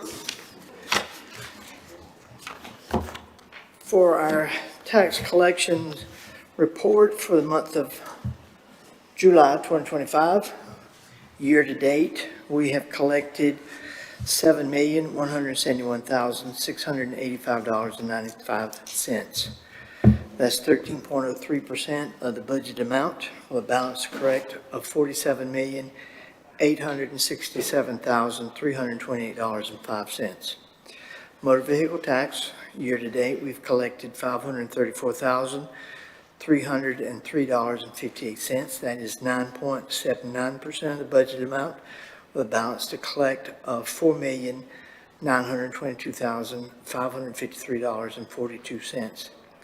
For current year taxes, we have collected $7,705,989.53. That is 12.74% budget amount, with a balance to collect of $52,789,881.47.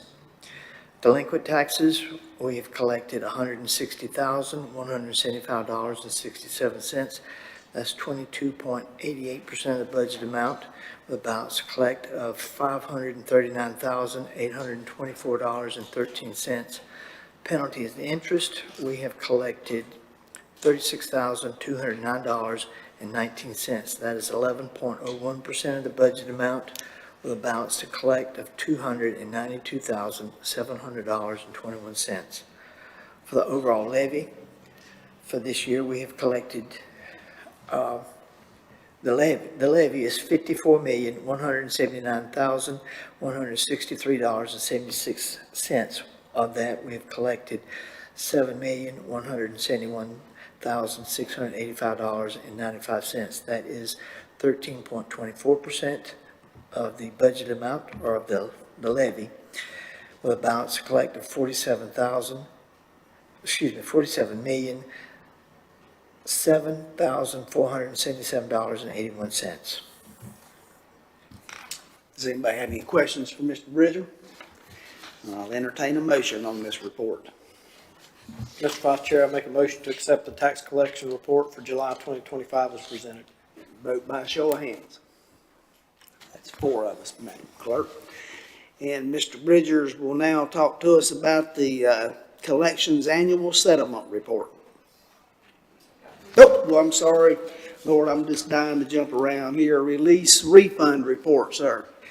All right, for the month of July 2025, the total report amount is $327,620.84. Of that, we rebilled $265,438.55, with a net release of $62,182.29. There were no refunds and no vehicle adjustments over $100. Does anybody have any questions on this report? I'll entertain a motion. Mr. Chairman, I'll entertain a motion, Vice Chair Field, to approve the tax releases and refunds for July 2025 as presented. Vote by show of hands. That's 4 of us, Madam Clerk. And now we'll hear about the collections annual settlement report from Mr. Bridgers. Thank you, Mr. Vice Chairman, members of the board. I can read all these numbers if you like, or I can just, if you got questions, I'll answer them the best I can. I think we can just go ahead and do the expeditious way there, Mr. Bridgers. All right, for section 1 there, you can see that we collected $54,162,179 for county taxes, and that's the current year for 2024. And then the other delinquent taxes and prepayments of the 2025 taxes. So we've collected $54,715,290.39.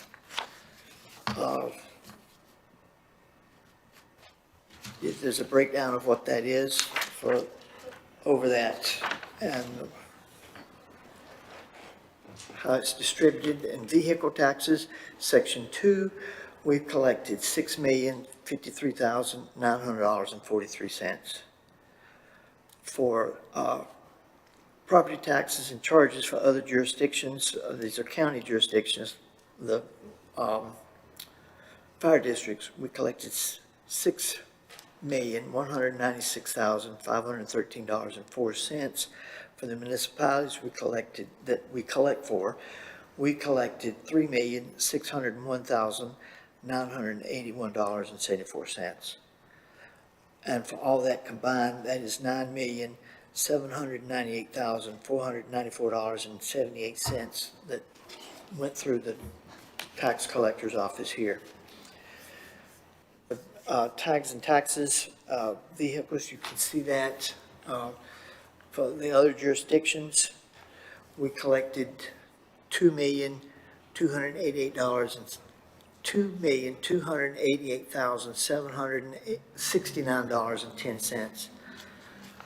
For property taxes, Section 5, prior years that were not collected to be charged back to the collector, county taxes, county fees, and other jurisdictions, and the municipalities, a total of $2,085,483.99.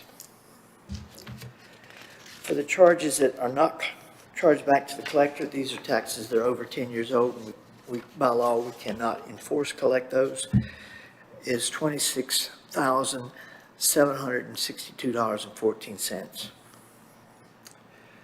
For additional revenues, this is vehicle rentals, occupancy taxes, beer license, et cetera, was $1,388,153.69. For the delinquent taxpayers types of bills there, the total of that, there were 4,567 bills that were not collected, and that total was $964,084.33. Any questions? Does anybody have any questions? I'll entertain a motion. I'm sorry, I just have Barry. one question, and I don't know that Mr. Bridgers would know. Maybe Brian, you might know that the landfill user fee, is that quite a bit higher than normal, maybe because of the storm, that stuff we took in? I'm just curious. Maybe you can get back to me. I was just curious what it normally is, and then. The user fee would not be impacted by that. No, it's a That's fixed not rate. from those contractors, us charging them, so that's different. Yeah, the user fee in 24-25 was $88, and 25-26 is $92, and that's fixed based on the number of households. Right, so that user fees has nothing to do with the Fixed, contract. That's right, yeah. Any further questions? I'll entertain a motion. Mr. Vice Chair, I make a motion to accept the tax collection settlement report for 24-25 as presented. I'll entertain a vote, the show of hands. Madam Clerk, that's 4 of us.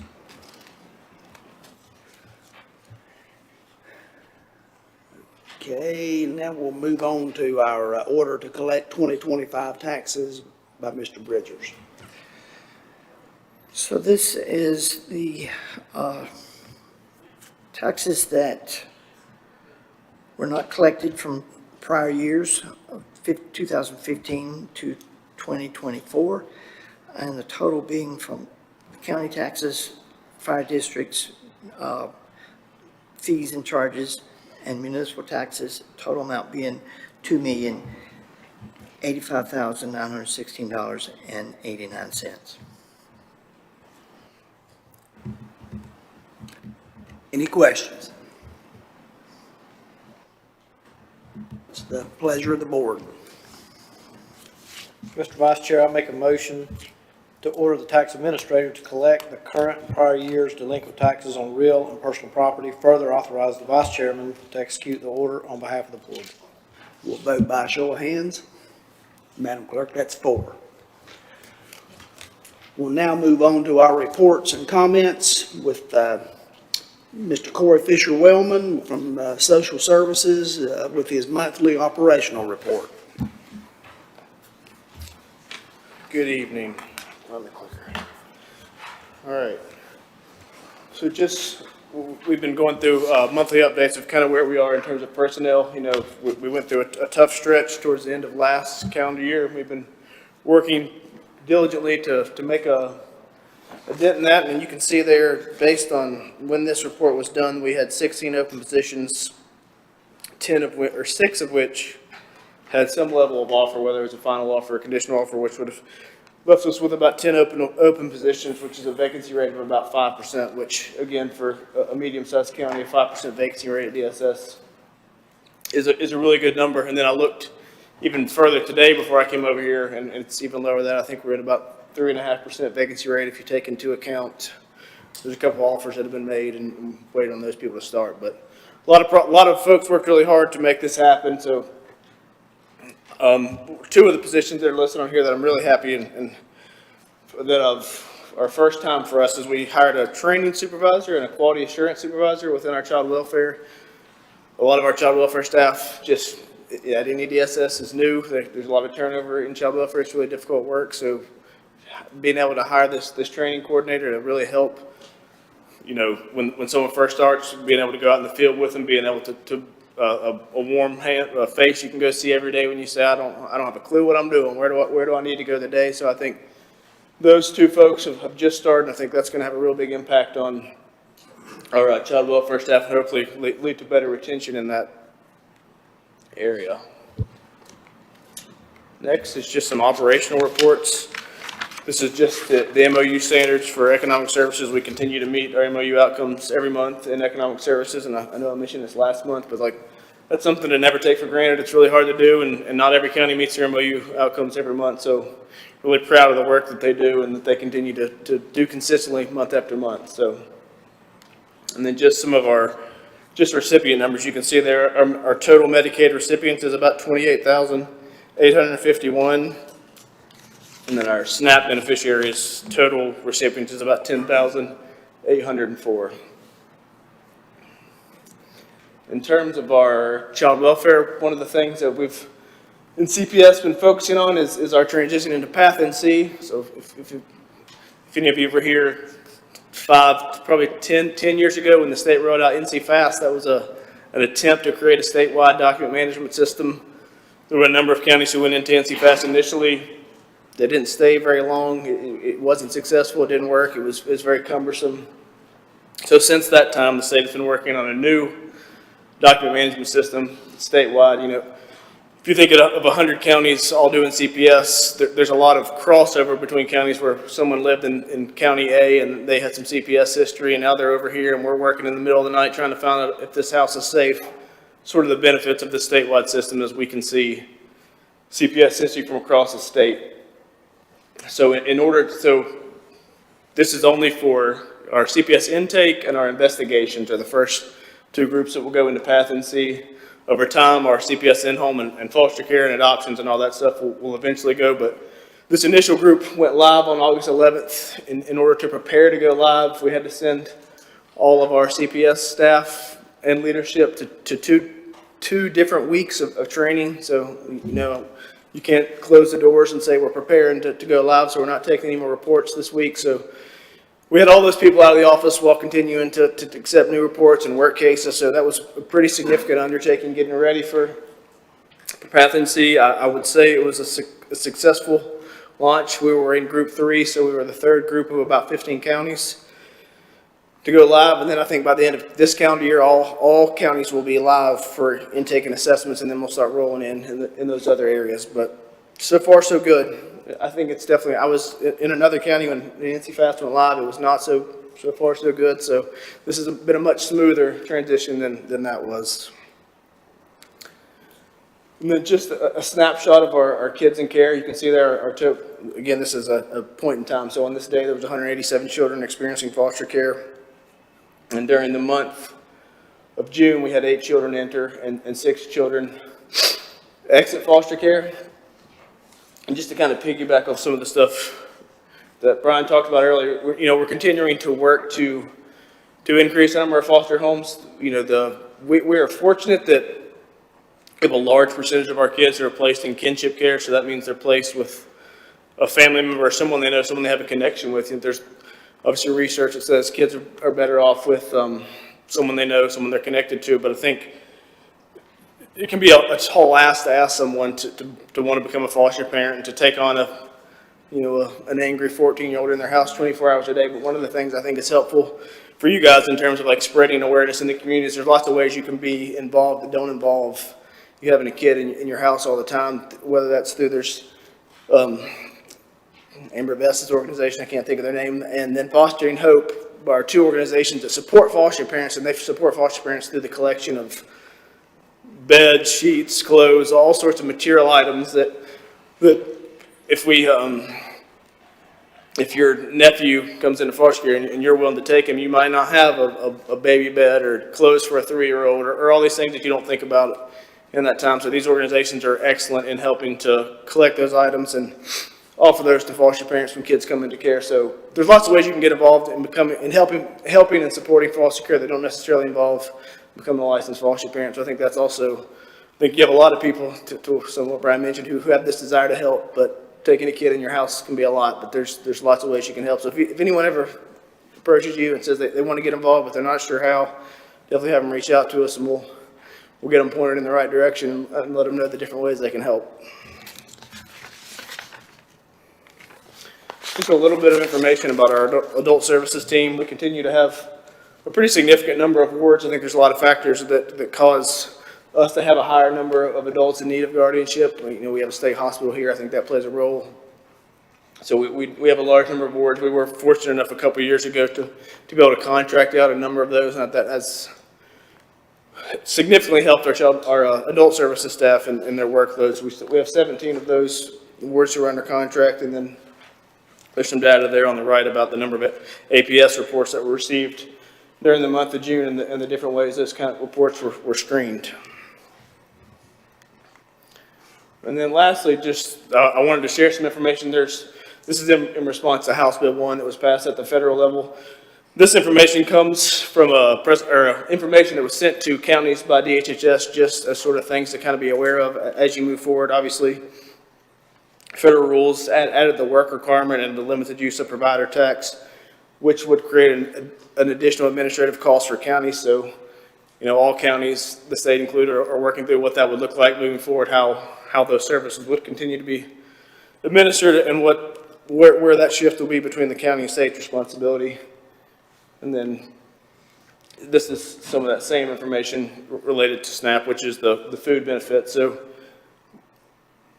this just sort of talks through if that funding from the federal government isn't there, how will the state and then how will the county administer those services moving forward. So nothing we don't have to make changes today, but it's just something to keep on our radar and to continue to work towards being prepared for what that might look like down the road. And I'm happy to answer any questions you guys might have about anything at DSS. Does anybody have any questions?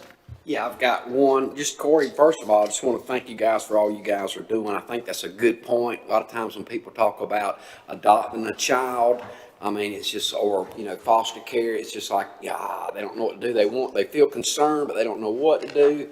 Having a way where everybody can get involved or support financially. Do we have systems like that set up where we can, I know we're setting different things up, but where citizens can say, hey man, I can't help it. Maybe I can give $100 to where can that go, in the system. I think Meg's Place and also Fostering Hope is another support organization that offers that sort of material support to foster parents where if someone's interested in just monetarily supporting, I think that's a good place to point them towards and let them make contributions. And not always, but there is sometimes donated car seats, For food. sure, They- for they sure. have- They maintain a pantry over at the social services building. We did try to that get they out of the sort food business, Yeah. because just the maintain it was difficult, but we do have a lot of car seats and pack and plays and stuff like that we do house in our pantry. If people wish to make a financial contribution, to his point, the nonprofit model is certainly the more, it's the better system that's built for that. But if there's things that, all the time folks are contributing those tools and equipment that help support families. Simple stuff like toiletries, sheets, just things that you don't really think about, what it would take to bring a brand new person into your house at 3 o'clock in the morning. It's a lot of little things you don't think about. Any further questions? Would someone like to make a motion concerning this report? I make a motion to accept the report as presented. Let's vote by a show of hands. Madam Clerk, that's 4 of us.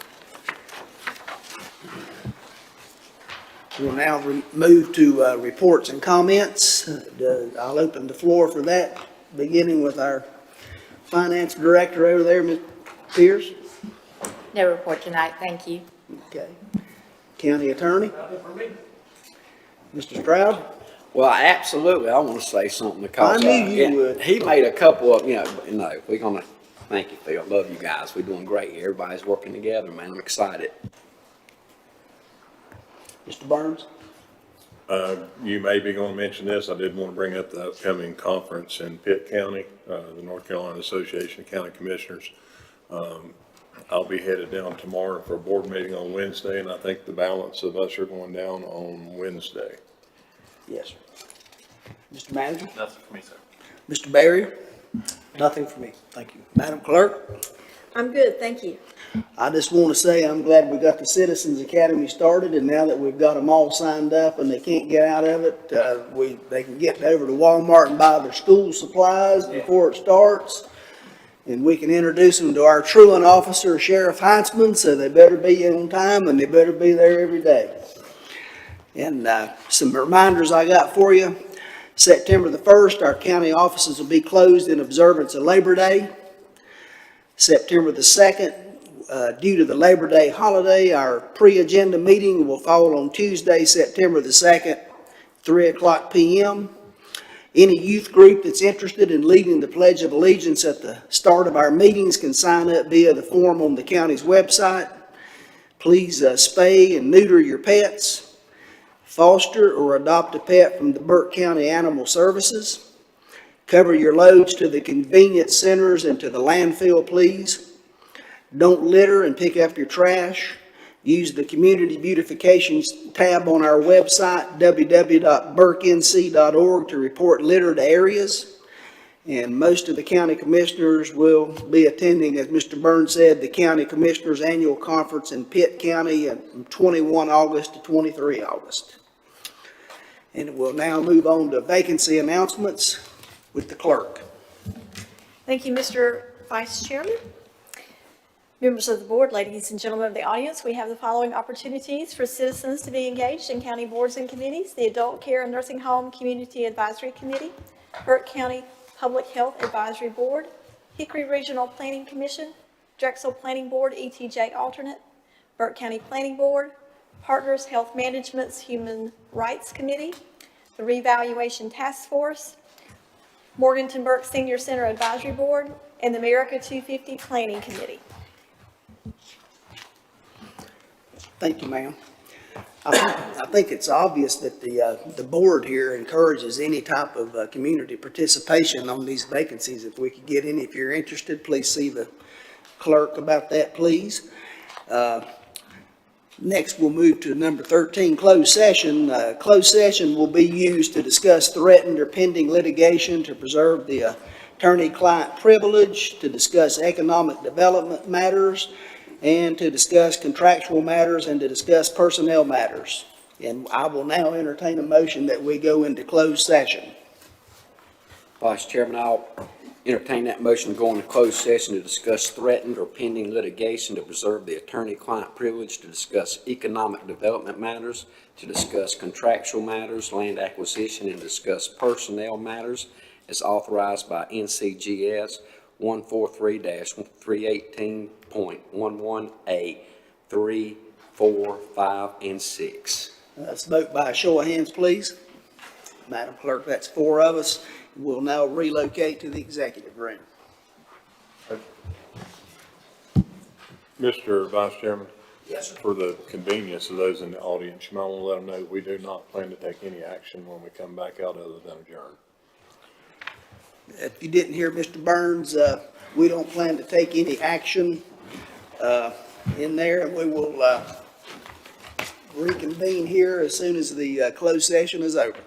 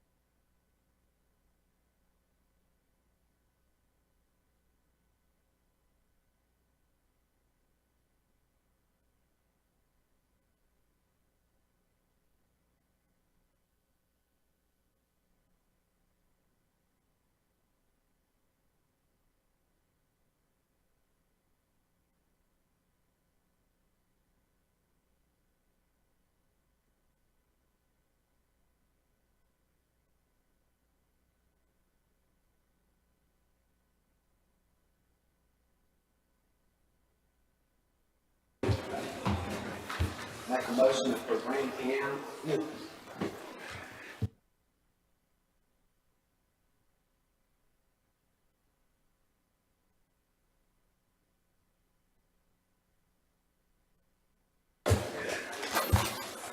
Okay. A proper motion was made to come out of closed session, and the manager was given directions on several items, but no action was taken in closed session. I will now entertain a motion to adjourn the meeting. Mr. Chairman, I'll make a motion to adjourn. All in favor? Madam Clerk, that's all of us. Good meeting. Good meeting.